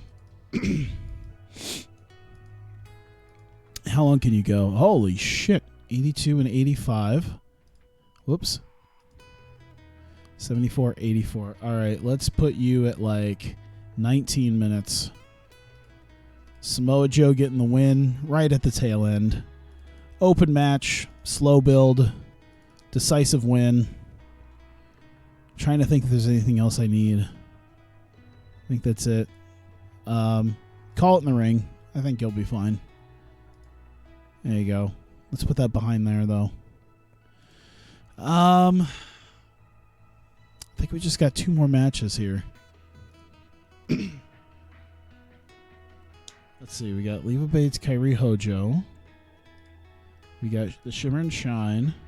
Sonata, Adam Cole. A Juice Robinson match. Samoa Joe, Cesaro. Oh, we got 3 matches. We need to put in Shibata versus Angle somewhere, but we'll put that in after the tag match. So let's do tag match time. Oh, my God. Oh, my God. How much time am I going to spend on this one? Missed Adrenaline. Did I do anything with Joe, Brock, Angle stuff? Not anything this week. However, both Joe and Brock are at this event, so you might be looking to something potentially here. Why am I even looking at their stats? I know that they're going to, like, fucking kill it. So you guys are going to get 25 minutes with the tag belts on the line. Which one of you? Which one of you? Eddie Edwards getting this. Open match, call it in the ring, slow build it. Decisive win. There you go. Everything else is up to you guys. Mick will take care of this. There we go. 45-minute match coming up. Okay. 129 minutes. All right. So I think if I make dude, there's going to be legit 3 hours of wrestling. Just straight 3 hours of wrestling. There's a story to be told there. I do kind of have a potential story of, okay, the Time Splitters were unfucking stoppable, and they beat the Wolves earlier in the year, but the Guns are not the Time Splitters. The Guns are well versed, but they're not the Wolves, or they're not the Time Splitters. So they can beat teams as they did against the Briscoes, but they're not as strong.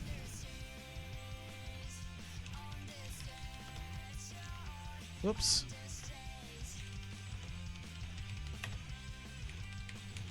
I think that's what I kind of wanted to go for with that one. Okay. Oh, dude. This is someone's going to die, I think.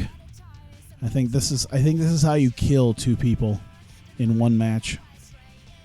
18 minutes. Shibata. Yeah, I got Shibata on here. Open match, slow build, decisive.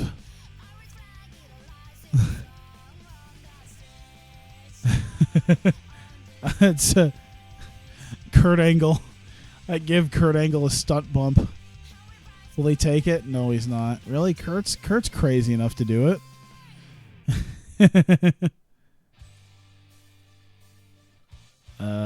Yeah. Is there a shoot fight option? I wish there was. Let's see.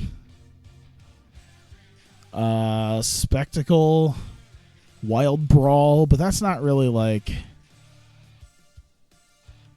I don't think that's really.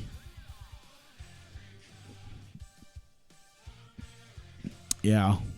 Technical Masterclass would be good if I had it go longer than 20 minutes, but there's a 20-minute time limit, so you know what? Let's try it. I think there's enough solid wrestling on this show to make up for it. I think we're fine. Wild Brawl. We'll turn this down a little bit. We'll give it 13 minutes of just beating the high holy hell out of one another. That ends with Shibata just PKing the shit out of Kurt Angle. The Cannonball Senton. Yeah, it just ends with Shibata PKing Kurt Angle. We're going to keep Kurt Angle strong, though. And there you go. Why was Kurt Angle unwilling to do the job to Shibata? Come on, Kurt. Okay, 80s. It's still mid-80s. Jesus Christ. And then, oh, wow. Okay, so this is going to help put over Shibata a bit. Stay with 18. No. Because if it goes over 15, it's going to fall apart, see? Struggles to go more than 15 minutes without losing the crowd and demanding on a worker's stamina. Yeah, we're gonna do 13. It's a little bit like the Joe Brock stuff. All right. And of course, Reynolds versus Tama Tonga. Oh God, didn't I give him 30 minutes last time? Good God. Okay. So, oh, Jesus. Another 30 minutes, I guess. How long are they going? 145 minutes. So, at 30 minutes plus 2, we're going to go 33 minutes. How about that? That officially puts it at 33, 145 plus 35 would be 180. So out of a 3-hour show, 3 hours is wrestling, and the other 45 minutes is angles. 33 minutes for this number one contendership match. Let me see.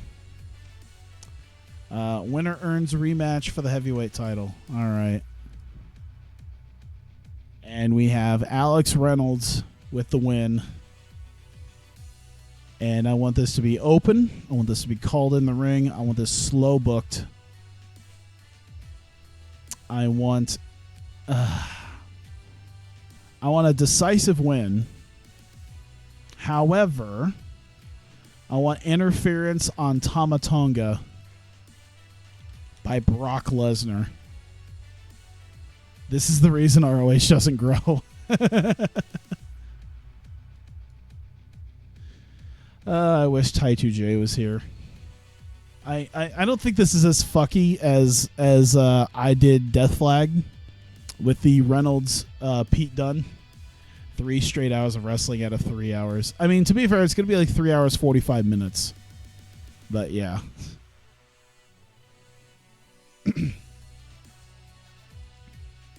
There we go. All right, Mick. All right, you know what I should do? I'm going to turn this down to 28. How about that? That'll put 175 minutes up on the board. And that'll still give me 50 minutes worth of angles, including the big one, which I don't know where the fuck I'm going to put it, but Io Shirai, Paul Heyman, Kana, Mick Foley.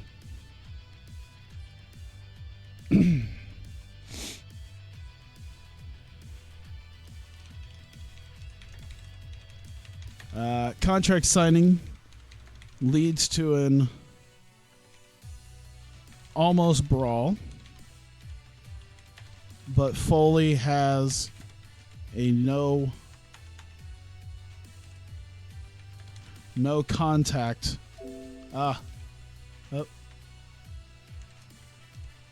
Clause until the match until the match. There you go. Just about ready to kill one another. And there you go. We'll give this like how long would this take? I'd say I bet you they could probably go about 13 minutes. Entertainment, selling. All right, yeah, major success here as we are building the fuck up out of this. This is it. No contact order. They can't kick one another's asses until the match at GP final. This is it. And then to satisfy that craving for two people beating the shit out of one another, we put Shibata versus Angle right after that. Perfect. I think that's a perfect way to build that. We put that big contract signing angle between Io Shirai and Kana, and we almost have them brawl, but don't. And then to satiate people's desire for blood, we put Shibata versus Angle in a fucking mental beatdown between each other right afterwards. All right, Adam Cole versus Sonata.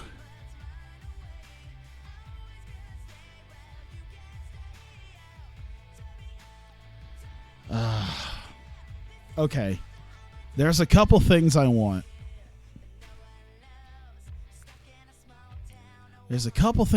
I don't know if how to quite carry this.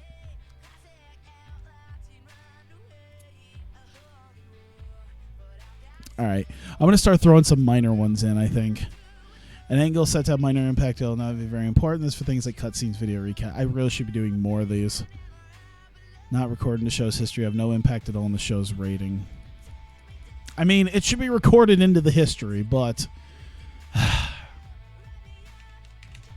Adam Cole, Sonata.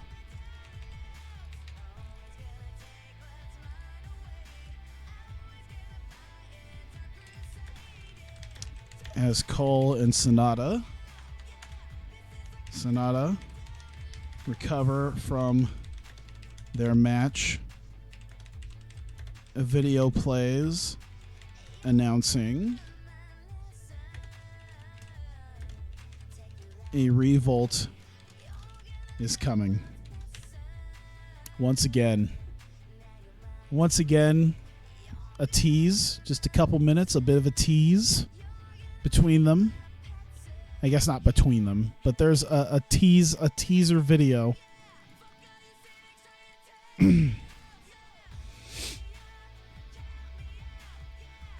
All right, I guess I should do it. Oh, this is going to be another big one. Kenny Omega. Sonata. Nick Jackson. Hiromu Takahashi.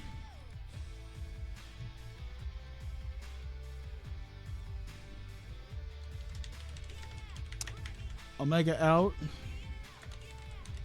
to discuss his focus on being champ and wanting each to pull their own weight, which Bomb for your buck. On being champ, wants them to pull their weight, which Bomb for your buck has not. There you go. I mean, to be fair, we're throwing some shit in here. Don't worry about it. We are throwing some shit in here. There we go. I'd say minor success in here. Yeah, Nick Jackson, Hiromu Takahashi. No, we'll just...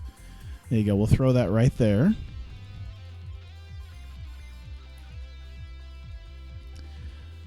All right. Let's see.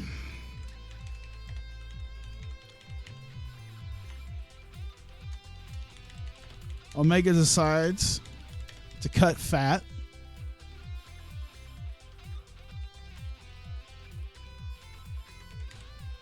As Matt Jackson returns to beat up Hiromu.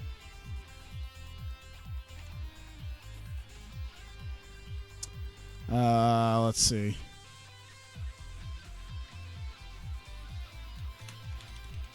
Omega and Bucks beat Hiromu.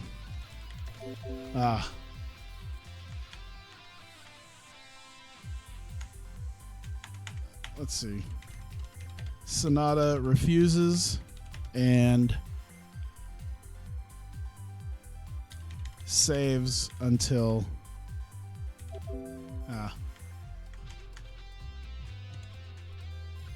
all right, yeah, we'll do that.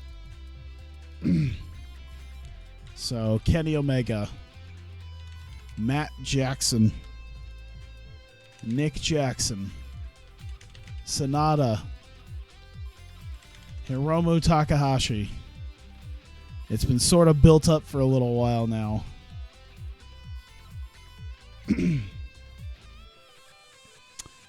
So selling.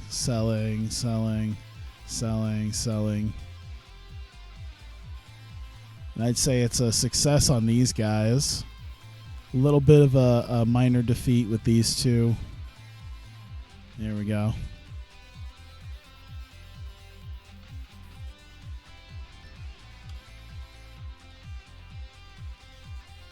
And we'll set that right there. All right. This is a lot right now. Shimmer and Shine in the Revolution. There's a lot of things being pulled around right now. Portia Perez, Nicole Matthews, Madison Eagles. Let's do Mick Foley.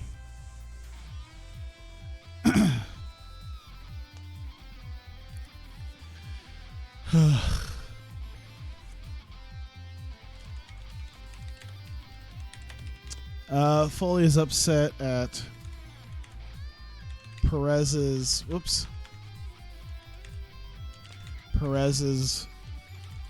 involvement, even though It was accidental, and Foley will deal with her on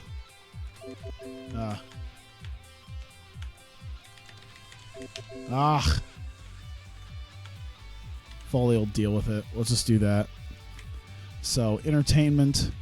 They just got done with a grueling match. There we go. Let's see. So I can say they can get some minor success. I'd still say there's still some minor success here. There we go.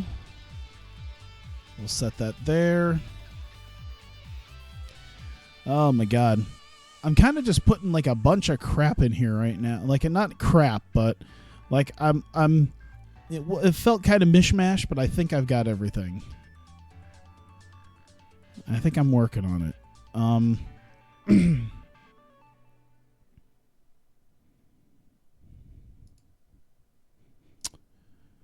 Let's see here.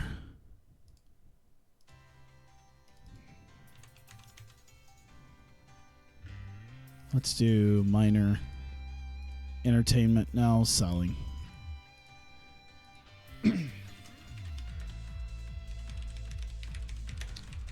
Juice celebrates his win.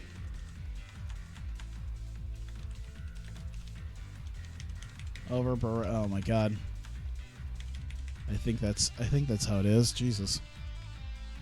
Yes. Over Beretta.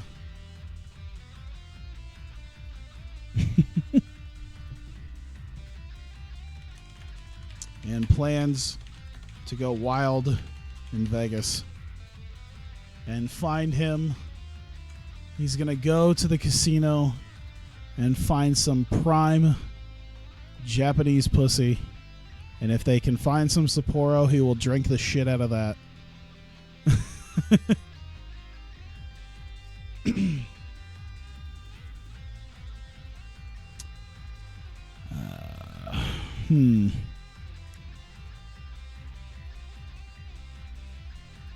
Let's see. Cesaro, Samoa Joe.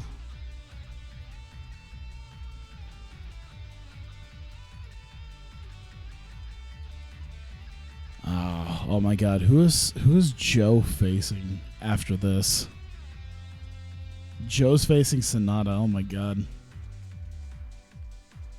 I will say, like, I feel like the title match did a pretty good job towards the end of keeping my attention, but yeah, like the first half of the match, I already had felt some sort of tiredness to it, and then I realized, like, holy shit, it's almost 7 a.m, and this shit started at 2. If you watch the pre-show Rumble, it started at 1. One of those Jap girls could be a man. Oh no. Samoa Joe. Cesaro.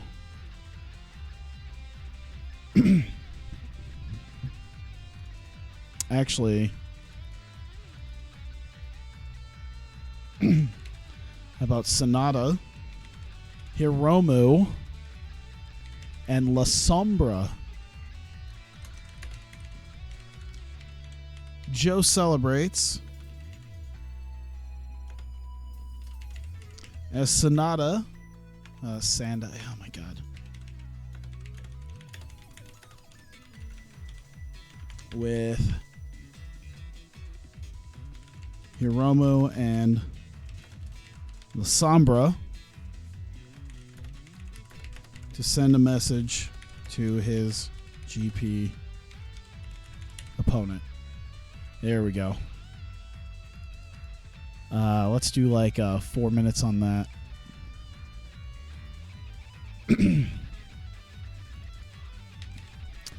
Selling. Minor defeat. Major successes for these guys. Small injury risk. And hey, Samoa Joe looks somewhat vulnerable after that. Then we have La Sombra, Sonata, Hiromu. Can you talk very well? Not really. Shit. Oh no. Oh no. Which one of you's the mic guy? Oh, Christ. We need a mic guy. One of them has to be a mic guy. Oh, boy. Should I add a fourth one?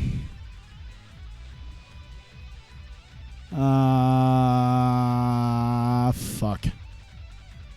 I mean, there's potentially Nakamura. Tamatoga doesn't really fit in that idea. I guess they don't have to say anything. Doesn't have to be. You just make it a minor thing.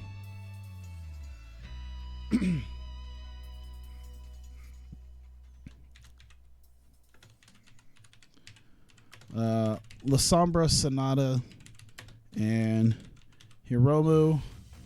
Tia Trinidad signing.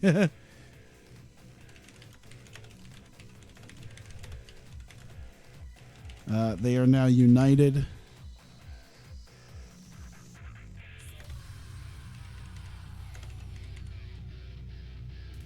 And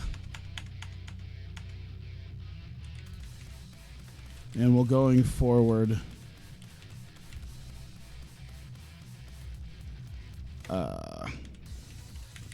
Practice. Oh my God. La Sombra, Sonata, and Hiromu make it clear they are now united. Let's see. Going forward.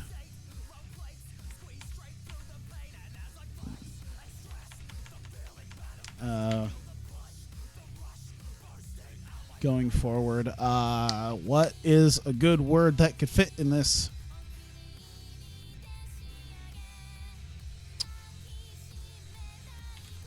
We'll just tranquilo.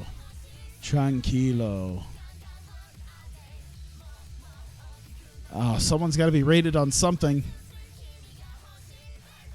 How about they sell? How about that? And I think major success. I wanna get their momentum up from this. I bet you I can make it a major and it'll be fine.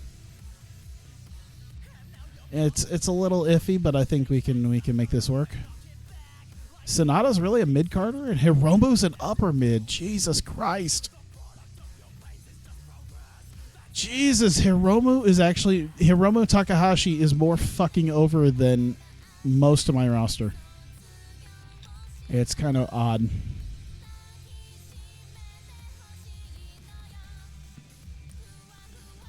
All right, yeah.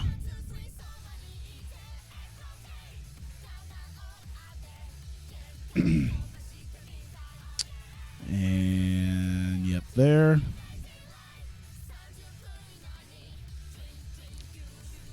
Let's see. Leva Bates, Athena, Courtney Rush. I think I do need to eventually find somebody who can take over as the mic guy. I don't know. Jesus, I have no idea how I want to do that. That's going to be tough. Hey, Mike, how's it going?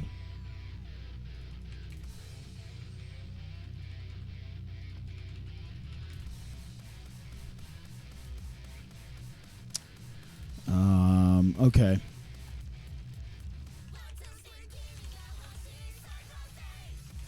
Leva Corp hightail it after Leva's win as Dash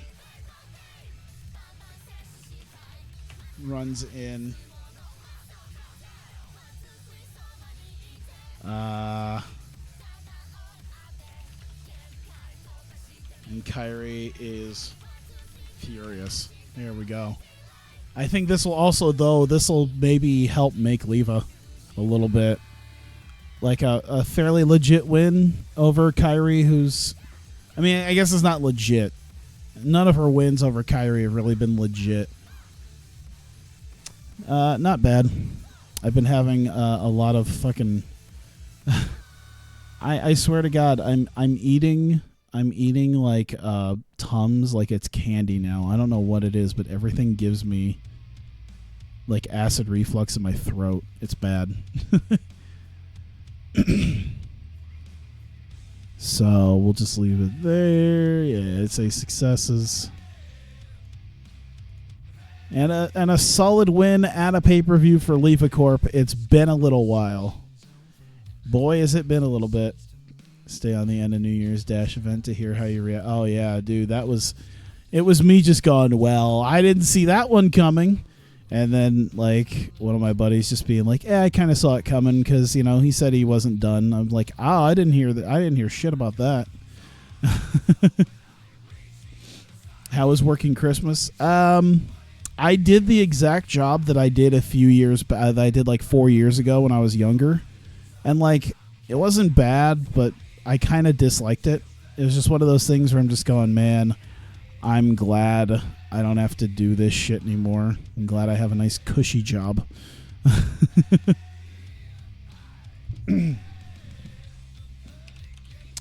Let's see. Davey Richards, Eddie Edwards. We'll make this minor. Just like 2 minutes.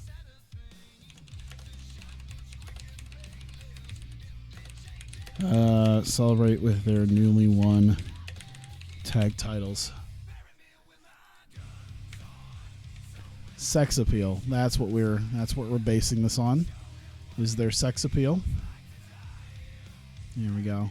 I got 9 minutes worth of shit that I can do right now. So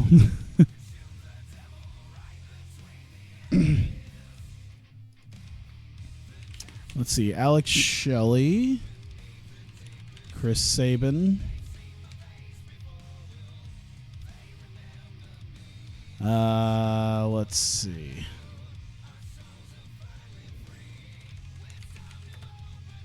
Special Motor City Machine Guns entrance, where both Shelley and Sabin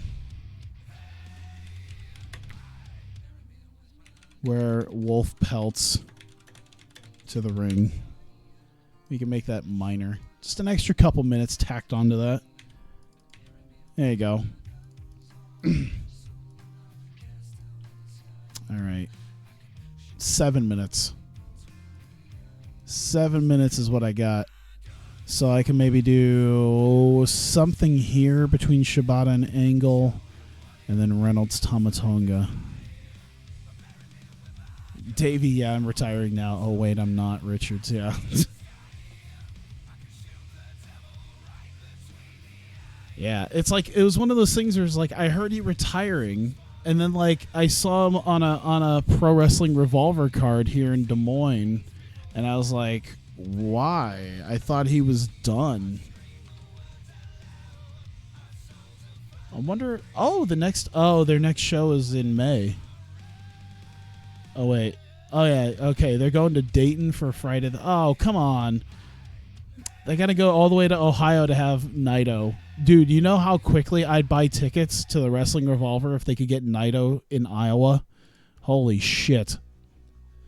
But no, they got to do their WrestleMania weekend shit. They got to do a fucking Dayton show. And then their next show in Des Moines is May 5th. But Naito's going to be in Ohio February 16th. Why can't you bring him to Iowa? Let's see this. Naito versus Elgin. OI4K and versus Moose, MJF, and Asen. Shane Strickland, Trevor Lee. That one should be good. AR Fox, Jason Cage should be great. Havoc versus Shotzi Black. I have heard a little bit about Shotzi Blackheart, but it's always like, I don't know. Everything else looks kind of meh. But Naito. Dear Wrestling Revolver, please bring Naito to Iowa. Signed, someone who fucking lives here. How far of a drive is that? From me to Dayton? I mean, that's like, I'd have to take a couple days, because I think me driving to Dayton, the shows that they usually do when they're in Des Moines, that the Wrestling Revolver does in Des Moines, is like 10 minutes down the road. But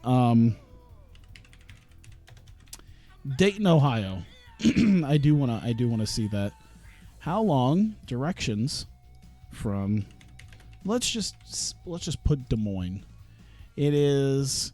There's no way it's literally only 8 hours. 8.5 hours? Really? I didn't think it was going to be that little. I expected at least 10. At least 10 to 12. I didn't realize like cutting through like Peoria and Indianapolis would actually be like 8.5 hours. I mean, it's still 8.5 hours. Like, I don't know if Naito's worth like. I would love to see Naito, but I would most likely want to go to like a New Japan show, and maybe if they do like a War of the Worlds again in Chicago, I'll make sure to actually buy tickets for that. But yeah, I don't know if I'd want to do that just to see Naito, and then a bunch of matches I don't care about. What was I doing? 8 hours for Naito. I mean, that's a day. That's a day in and of itself. So, I don't know. When's that? Okay, so it said what? February? Sorry. I know this is like...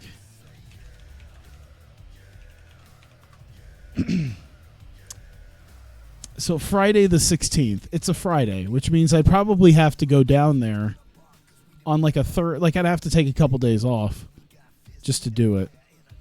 Especially at a time in February where I'm already kind of thinking about going to Kansas City for a... comic book convention. I want to get my Super Mario Odyssey case signed by James Martinet. I think it's James Martinet. I know it's Martinet.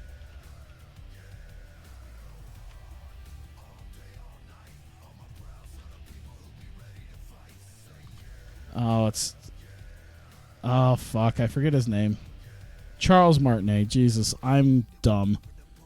I want to get my stuff signed by the guy who does the Mario, Luigi, Wario, Waluigi voice. Charles Martinet. Jesus, he was here in Des Moines like in the summer, and I missed out on having him sign something. Of course, Odyssey wasn't even out at that point either. Shibata Angle. Katsuri Shibata. Kurt Angle.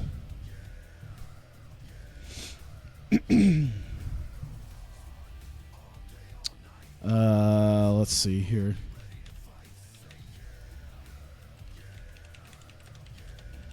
Shibata is hurt, but walks out after shaking and also hurt Angle's hand. Actually, wait. Let me see what I have set, and if that's a decent idea. Yeah. Based on the next couple of matches, let's just do that.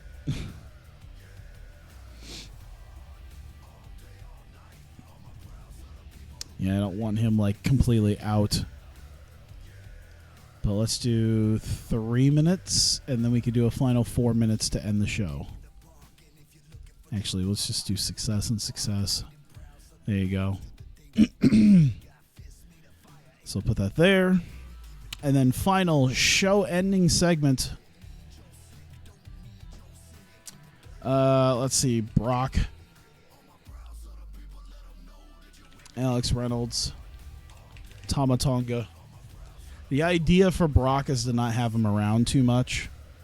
Kind of like in WWE, but without the whole, title push. Make him a monster, but not unbeatable. We'll use his overness. That seems like an idea. Sort of.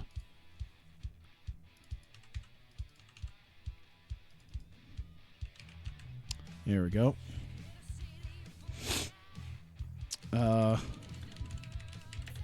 Brock stands over. Reynolds and Tama. As Heyman proclaims that Brock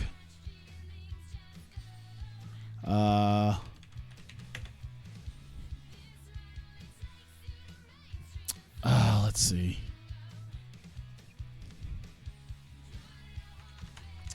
How much time? Okay, I got some space.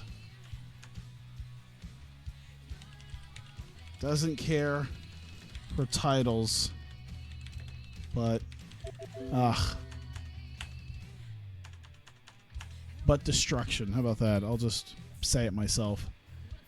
But do you not believe that Brock would be unbeatable? I think at this point, we're talking May of 2019, and we're talking about a 41-year-old man. I don't even believe he's 41. Isn't he older? I thought he was like 41 like already. Is he really? I mean, I guess he was like 24 not too long ago. Yeah, he's 40 right now. July of 77. He'd be... like, okay. He is at the top of it. Like, he's at the top of the card, but the idea, I think, is that he is semi, like, he's at the top of the card, but he's not a guy who's just going to destroy everybody. Like, he'll destroy people, but when it comes to matches, he'll usually win, but the top of the card guys are that good that you got to look and say, okay, I don't want some thing where he's fucking, you know, beating guys like with one F5 and calling it a day. I don't mind that, but I don't want to do that. I want him to beat lower card guys in next to no time. I want him to have something like a match with the upper card guys. I think that's what I want. So yeah, major success. I'd say injury risk. There we go. And I think we're good. I think that's everything. And look at that. We've almost hit 3 hours thanks to this. Again. Christ. All right. Best of luck. Here we go. I think I got everything. I think I hit on the things I wanted to hit on. I hope.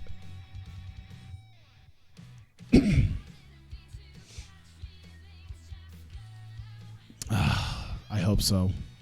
God, I hope so. All right, starting it off. Here we go. 4,500 people. Hey, that's better than the. That's almost a near sellout between Adam Cole and Sonata. I think I forgot to switch it so that there would be some like neat stuff where it's like, oh, like a special set and all that, like all that stuff that would help kind of give a boost. It might. I don't know. Adam Cole and Sonata don't really seem to click. Okay, so they don't have great chemistry. But Adam Cole versus Sonata in the GP. Sonata beat him with a German suplex. I think I need to change that to the... I forget what it is. Skull something. Christ, I forget what his like submission thing is now. It sounded... I remember it sounded kind of dumb. I don't remember what it was. Sonata finisher. How about that? What was it? Skull end. Skull end. That's what it was.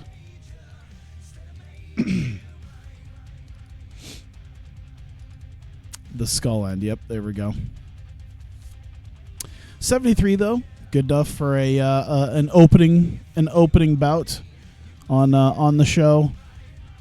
Sonata gets a good 3 points there on Adam Cole and moves on up in the Block B. Hey, Spike, how's it going?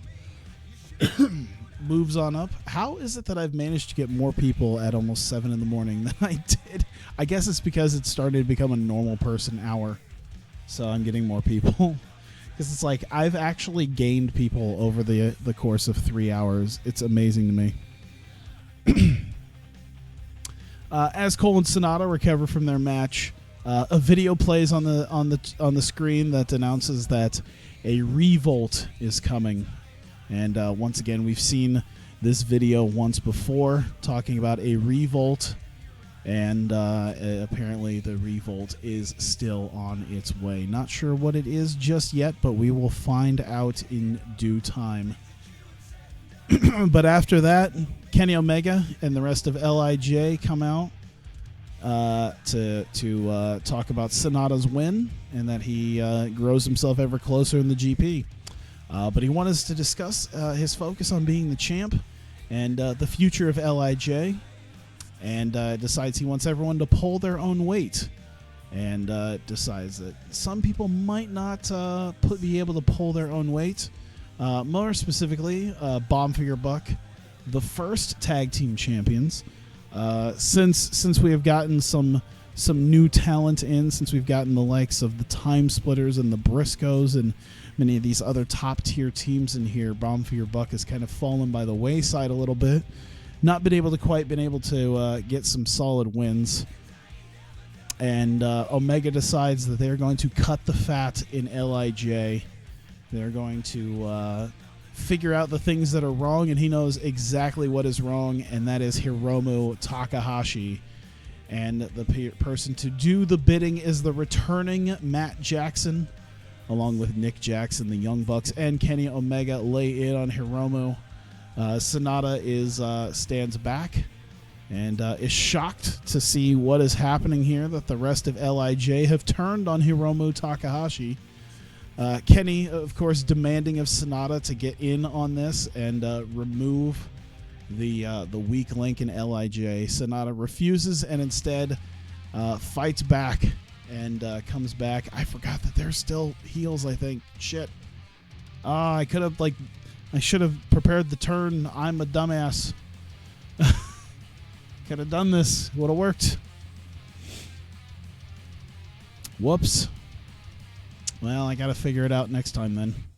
But either way, Sonata refuses and decides to come in on Hiromu Takahashi and save him, and gets a beatdown of his own as a result by Kenny Omega and the Young Bucks.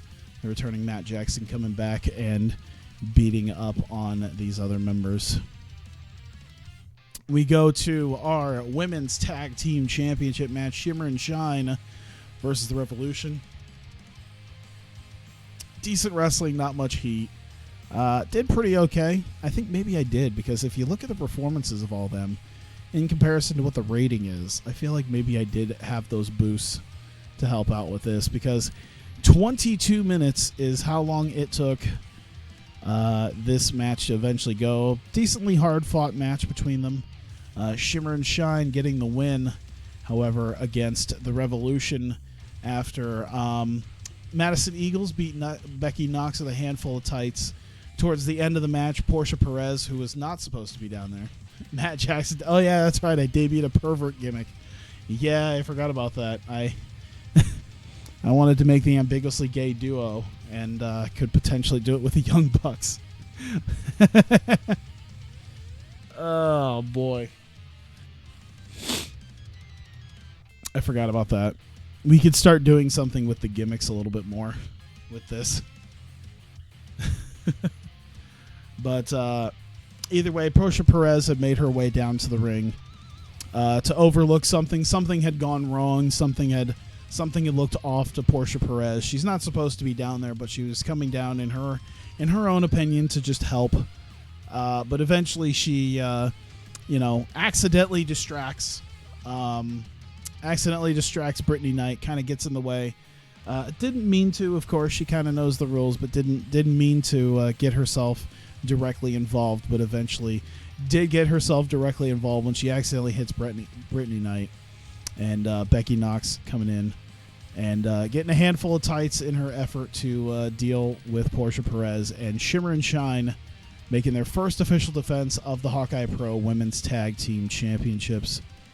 Mick Foley comes storming out, and he is extremely unhappy that once again, despite everything that he has told Portia Perez, despite the fact that it seemed accidental, Foley believes that maybe it isn't accidental, and he will deal with it Thursday at Breakout, and how to deal with Portia Perez and her friends in Nicole Matthews and Madison Eagles. We move on. 80, Jesus Christ. Yeah, he put on an 83. Jesus. I just kind of threw this match together, and it's been the best match so far. But we got other matches. And Juice Robinson was set to face Toriano in the Grand Prix.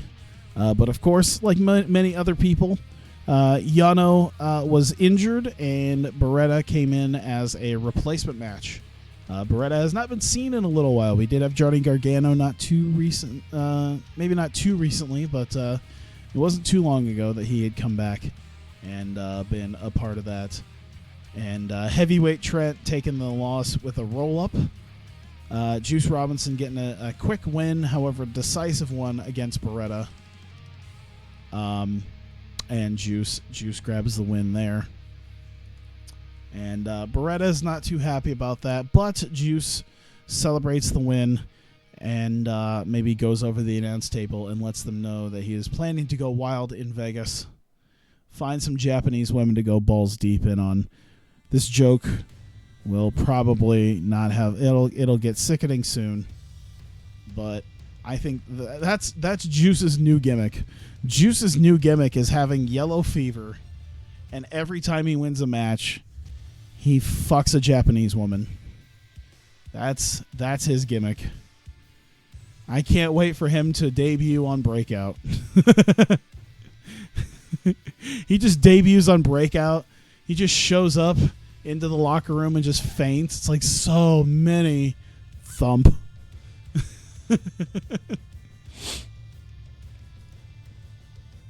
Wow, Cesaro and Samoa Joe having great wrestling, decent reactions. Cesaro getting the win over Samoa Joe in about 19 minutes. Yikes.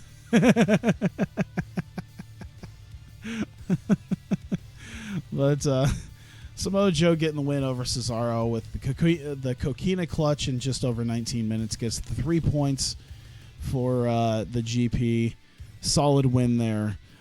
Continuing Samoa Joe's path of destruction against Cesaro and against the rest of Hawkeye Pro.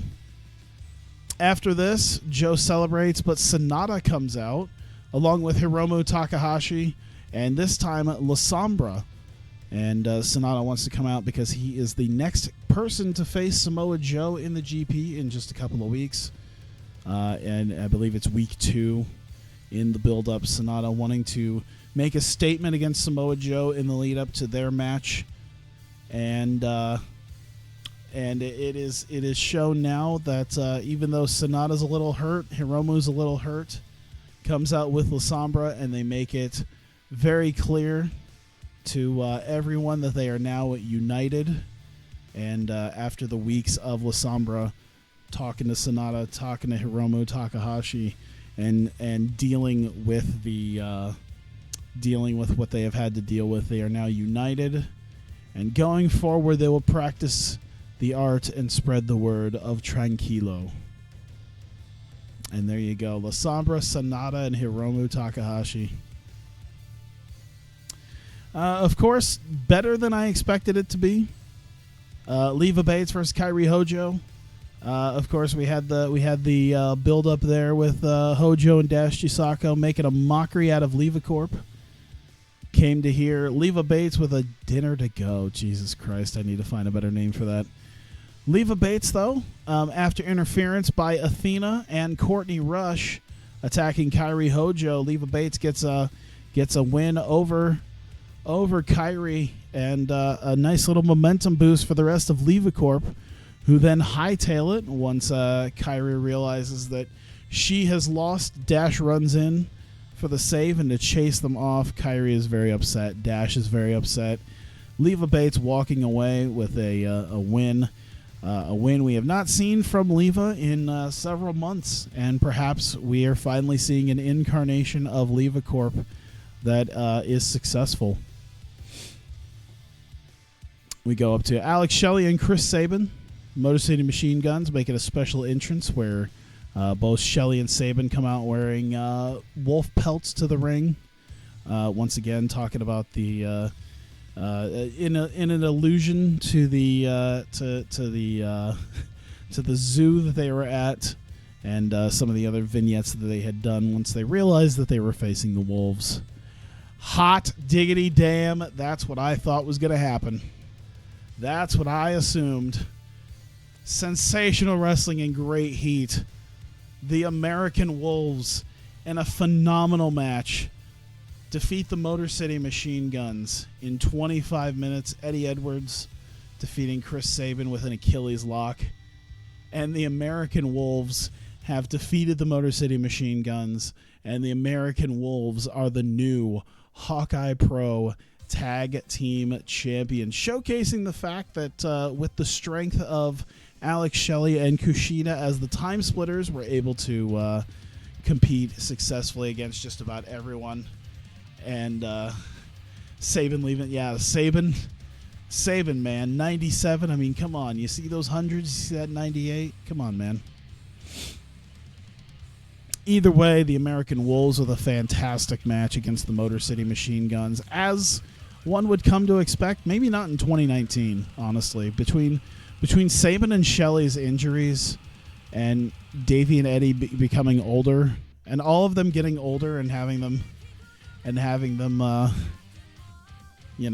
their assortment of injuries, to have this pulled off, amazing. But there you go, the American Wolves, the new Hawkeye Pro Tag Team Champions. They celebrate their win with the newly won tag titles. That's why I made it a minor, because I knew they weren't going to do as well. But either way, phenomenal match as we move into... God damn, that's what I was looking for. We get the official contract signing between Io Shirai versus Kana. In fact, we'll make that pre-booking official right now. Grand Prix final next month. And we are making this match official right now. 1v1 Kana defending the Hawkeye Pro Women's Championship against Io Shirai. In fact, I think what I'm going to do is I'm going to make it like... Because this is actually how I do it. This is actually how I do it on my spreadsheets, so I'll just put it in brackets from now on. How about that? Yeah, on my Excel spread, like on my spreadsheets when I'm booking this and putting the lineup for the card on here. Yeah, that's kind of how I have it look. So maybe I'll just keep that and I'll remember that. Hail Sabin. God damn. So there you go. Kana versus Io Shirai has signed. Of course, they want to get at each other's throats, especially Kana having been hospitalized by Io Shirai. Almost leads to a brawl. Paul Heyman kind of egging it on. However, Mick Foley has it put in the contract. There is a special clause that these two are not to touch one another. These two have no contact between one another, as it was stated with Mick Foley. And, yeah, they cannot touch before their match at Grand Prix final. Katsuyori Shibata and Kurt Angle did, I guess, average 82-67, kind of rounds out to a 75, I think, given the type of match that they had. As you can see, yeah, Kurt Angle being old kind of did that. Plus, they're both faces. But either way, 75 is fine. We need a nice little cool-down match before the main event. So Shibata versus Angle in a fucking fist fight, in just an Irish bar fight, leading to... Oh, I should have changed it to a pinfall. So that way it's like, here. Here. There. Beat him after a PK. Because you don't do an Irish bar fight and then win by submission. You kick him in the fucking head. You kill the old man. That's what you do. So Shibata gets the win in the Grand Prix, gets his 3 points, and moves on. And Shibata is hurt from that match, but he walks out. Before he walks out, he shakes Kurt Angle's hand, who is also, of course, after getting kicked in the fucking head. Irish bar fights is not as entertaining as you think.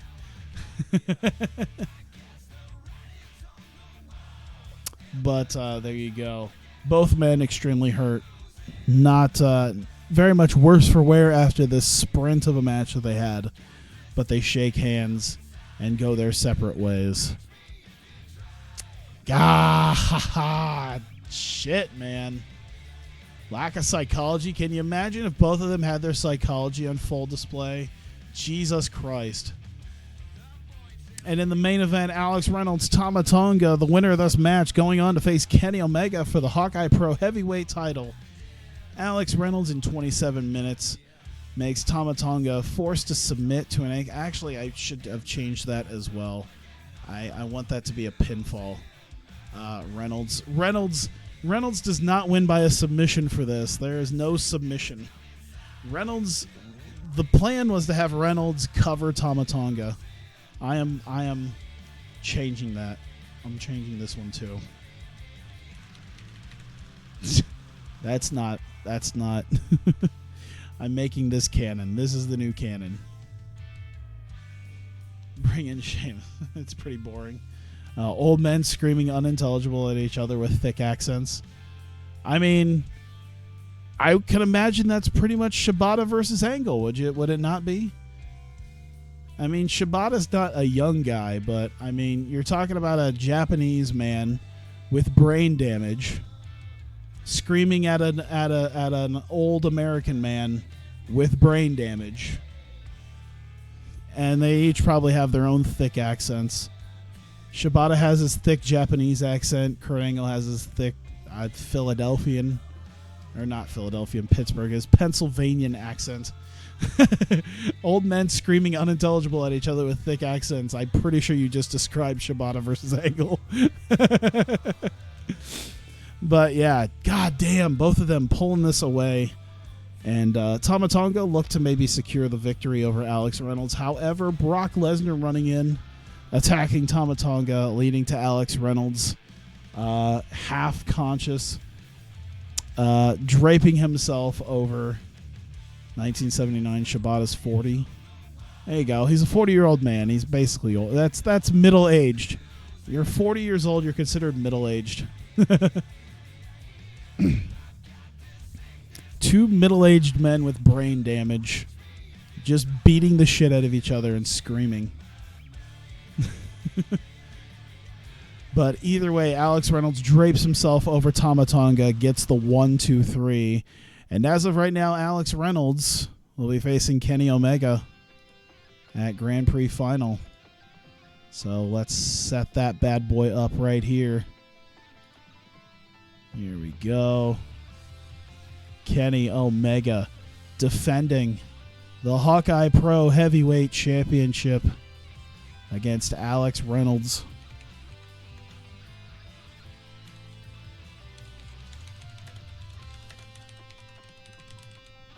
There we go. All right, we have our two main matches booked. God damn, are these looking fucking insane right now. Omega versus Reynolds. Kana versus Io Shirai. We're going to have the GP final. Holy shit.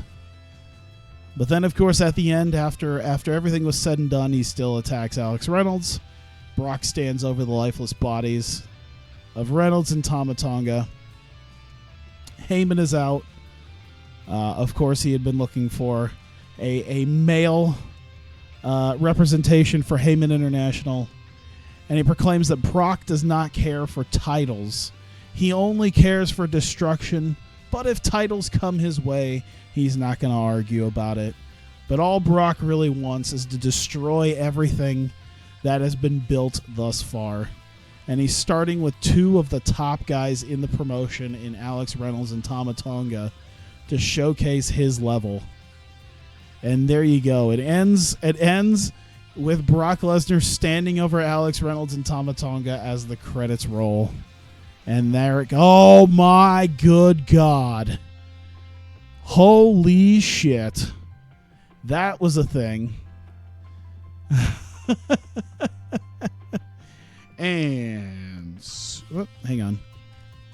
And screenshot. I do want to see. Hang on one sec. Perfect.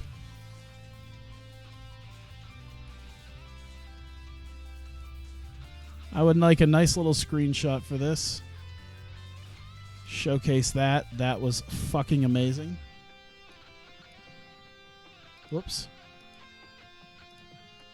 Let me move this in such a way. Hang on. I want to remember this.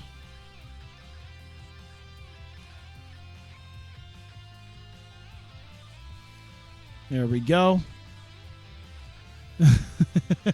Fucking 97 goddamn. Oh boy, I'm glad that didn't show up on screen. 90.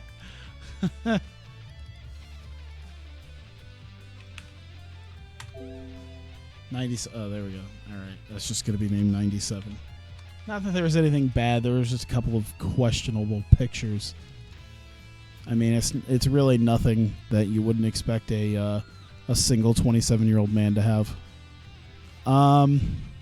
Okay. Who gets this? Shit. Okay, first off, Katsuyori Shibata, because I know he's not happy. I don't think Hiromu's happy either, so we'll do that. And then Eddie won the title, so we'll give Davey. There you go. I'm gonna praise him for his performance. Actually, you know what? I'm gonna give him a hug. I'm gonna give Hiromu a hug. Hiromu looks like he'd give hugs. You talk about wheelchair pictures? No, Jesus. Only a little bit of hentai. No, I'm just kidding. Or am I? And then Davey's praised on a great performance. Shibata probably won't. Shibata seems pleased by the hug. Hiromu likes his hugs. And there you go.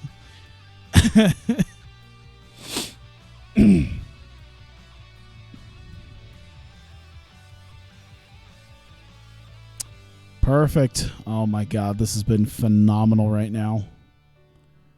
And once again, we still hit the 3 goddamn hour mark. Dude, I literally started at like an hour 30 or something like that. Jesus. Tetsuya Naito going head-to-head with Hiroyoshi Tenzan. Oh my God. Because that's what Naito fucking needs, is a Tenzan feud. Holy, Tenzan's getting his thank you run right here. And Makabe and Tanahashi. Jesus. Festival 90-fucking-7.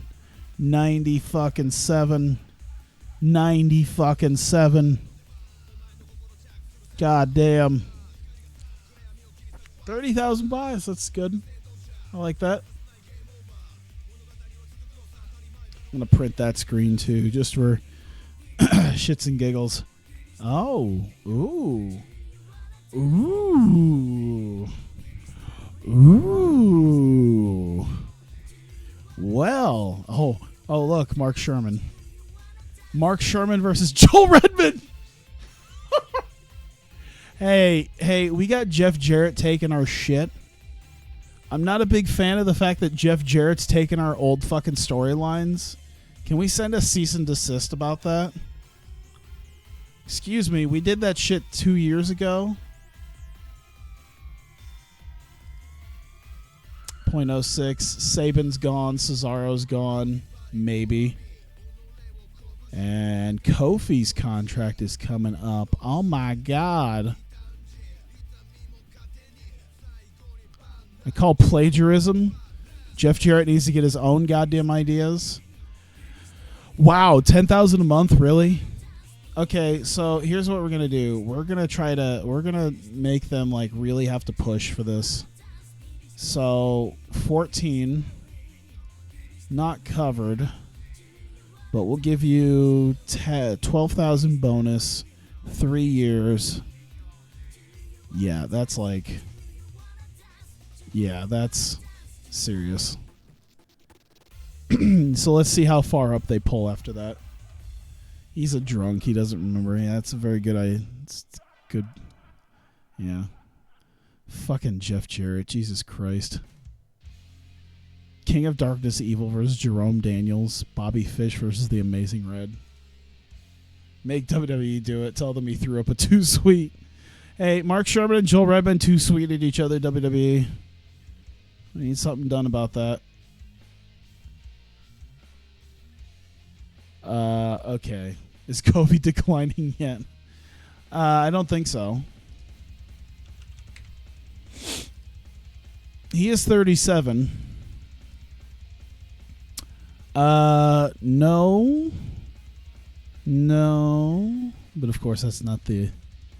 Okay. Oh, he's gaining psychology. He's kind of flattened out there. Consistency. Okay. So he's plateaued, but he's not on the downswing yet. So he's kind of like Joe. Really, it's only Prince Devitt that's pissing me off with his regression rates. So, yeah, he's plateaued, but he is... Oh, look at that athleticism. That stamina. Oh, his psychology's getting better. His safety, his basics, his selling. My God, his selling. Oh. I'll take a plateauing Kofi Kingston for 3 years over a fucking dying Prince Devitt. How much money have I made? Next to nothing. Did I actually lose money? I think I lost money on that show. Even though I made $100,000 in pay-per-view revenue. Alright, so let's go through another day and see if I made money. If I'm able to sustain the money that I have. To be fair, it should be fine. I spent like 6 months kind of bleeding the CMLL out of their hard-earned profits. Now that I'm on my own. Or, I mean, we're still in an alliance, but they're not... Papa CMLL isn't sugar daddying my company anymore. Oh, I'm gonna have to deal with some people being... No, most of my guys are written by this point, so... I don't think I have to deal with people leaving.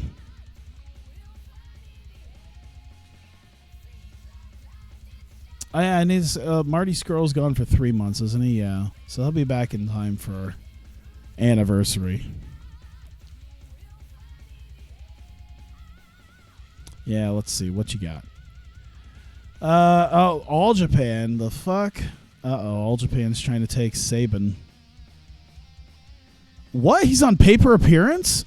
Oh, shit. Oh, I just realized something. Oh.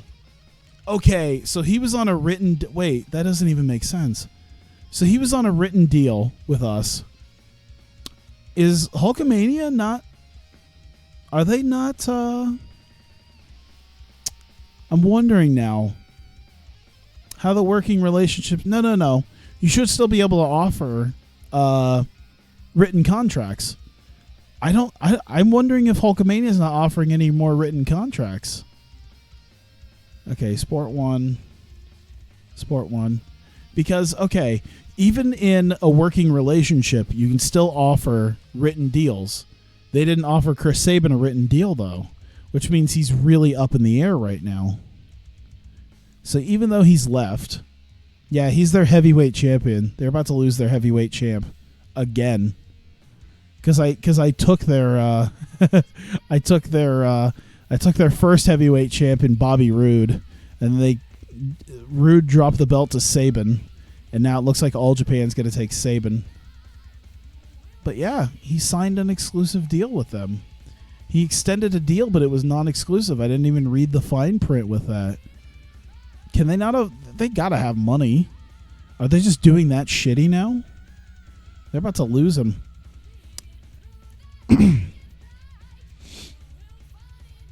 Wrestle 1. It must be a touring deal. Can you imagine the negativity I could get from people watching this if I'd actually signed Michael Elgin at this point? I mean, I guess people truly don't really care all that much about New Japan still working them, but eh. All right, 15,590. All Japan wants to do touring. All right, so here we go. 15,590 means I'll probably have to meet it with about 17,500. I think is how I'm gonna meet this. We'll see if 17,500 is enough. Did you give him 4? Okay, you gave him 3 years. So, all right, let's do 18 then. Come on, let's do 18 and see if. Okay, he's still not. All right, I'm gonna up this every $500 until I become like his main squeeze. I don't really do bonuses, so let's do 19. New offer. There you go.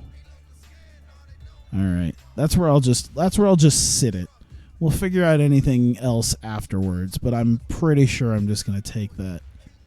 Hey, Hawkeye Pro Grand Prix tournament title. Who's pissed off at me? Marty Skrull's pissed off at me because how dare you send me to rehab for drugs? Furious at your handling of an incident. Wow. It's like, dude, you showed up high as shit. What do you expect me to do? Oh, that 97, man. Dobson, oh, Mayu's pissed. Why? Why is she pissed? Oh, she's still annoyed from the last thing. Brother Ray and Shibata are still unhappy, but it seems like they might be a little bit better. They'll be annoyed, but I think they'll be fine. Yeah. All right. Cool. Well, there you go. Jesus, it's 3 hours and it looks like 14 minutes just went by. So it's over 3 hours again. We did pretty A-okay. Ooh, thing to look at. This is something I like looking at. Most popular people in America. And the people in there. And this is the fun part. This is the fun part, seeing how many of them work for me. Tamatonga 3. All right, he was at 6. I think maybe the pay-per-view pushed him up a little bit. It seems like he was like 6. But yeah, like Kushida, Reynolds, Angle, Jericho. By the way, Io Shirai, who is more over than Brock Lesnar. The female Brock Lesnar that I've been pushing is 15. Brock Lesnar is 16. And then like Tozawa's up there now. Let's see. Shibata, Omega, Hiromu. Mayo Iwatani's at 63. Kana's at 68. Dash is at 75. There's Shane Hollister, who went from a nobody to number 81. Pete Dunne's at 73. Yeah, I bet you the other interesting thing to note, if we reset any of them, but just the female competitors, the only female competitors to hit the top 100 in America are the ones that I've made. Did she gain a little bit from that? Okay, yeah, she got a nice little push out of that angle. That's basically what I wanted from her. Io got like fucking huge bump from that. Jesus. Yeah, she went up a little bit. Okay. All right. Dash didn't take a loss. Kyrie took a loss. But Dash looks like she's kind of okay, gaining just a little bit. She did take a nice win. Mayu, even though Mayu took a loss, she's still pretty decently up here. And she got built up a lot in the last month. Jesus. She got like a fucking... How'd she get that big of a jump? I don't even remember her like getting a lot of wins. Oh well. I'll take it. The politics of low key. Oh boy, he's wheeling and dealing, trying to get people in his advantage. I'm shocked. This is my shocked voice. All right. Well, there you go, guys. Holy shit, what a pay-per-view. A 97. I honestly didn't even, with the quality of matches that I had, I expected maybe like in the 80s, but I didn't expect a 97. That is fucking insane. But goddamn did it fucking deliver. I'm glad it delivered. Everything's starting to deliver on these pay-per-views. I like it. I like it. Even if the TV shows don't have to be amazing. TV shows don't have to be amazing. You do the low 80s, high 70s maybe. Maybe you do really shitty on that one. But then you deliver on the goddamn pay-per-views. And you'll do fine. That's the idea. Death Flag didn't do too well with Dead Storm Rising. Ugh. But there you go.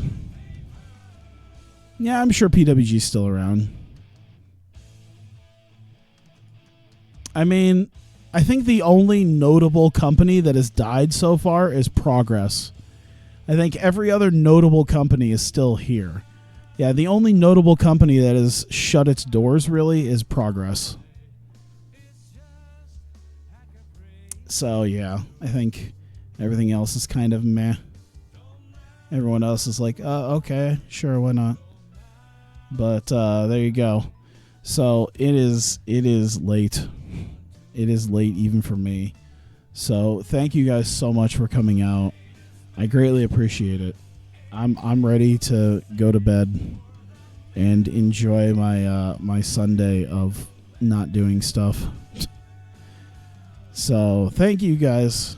Greatly appreciate it. If you're watching this on YouTube, thank you so much for continuing to watch, and for both the live chat and the people watching this on YouTube. Thanks for dealing with my internet just kind of crapping out on me, because it just kind of happened like 20 minutes in.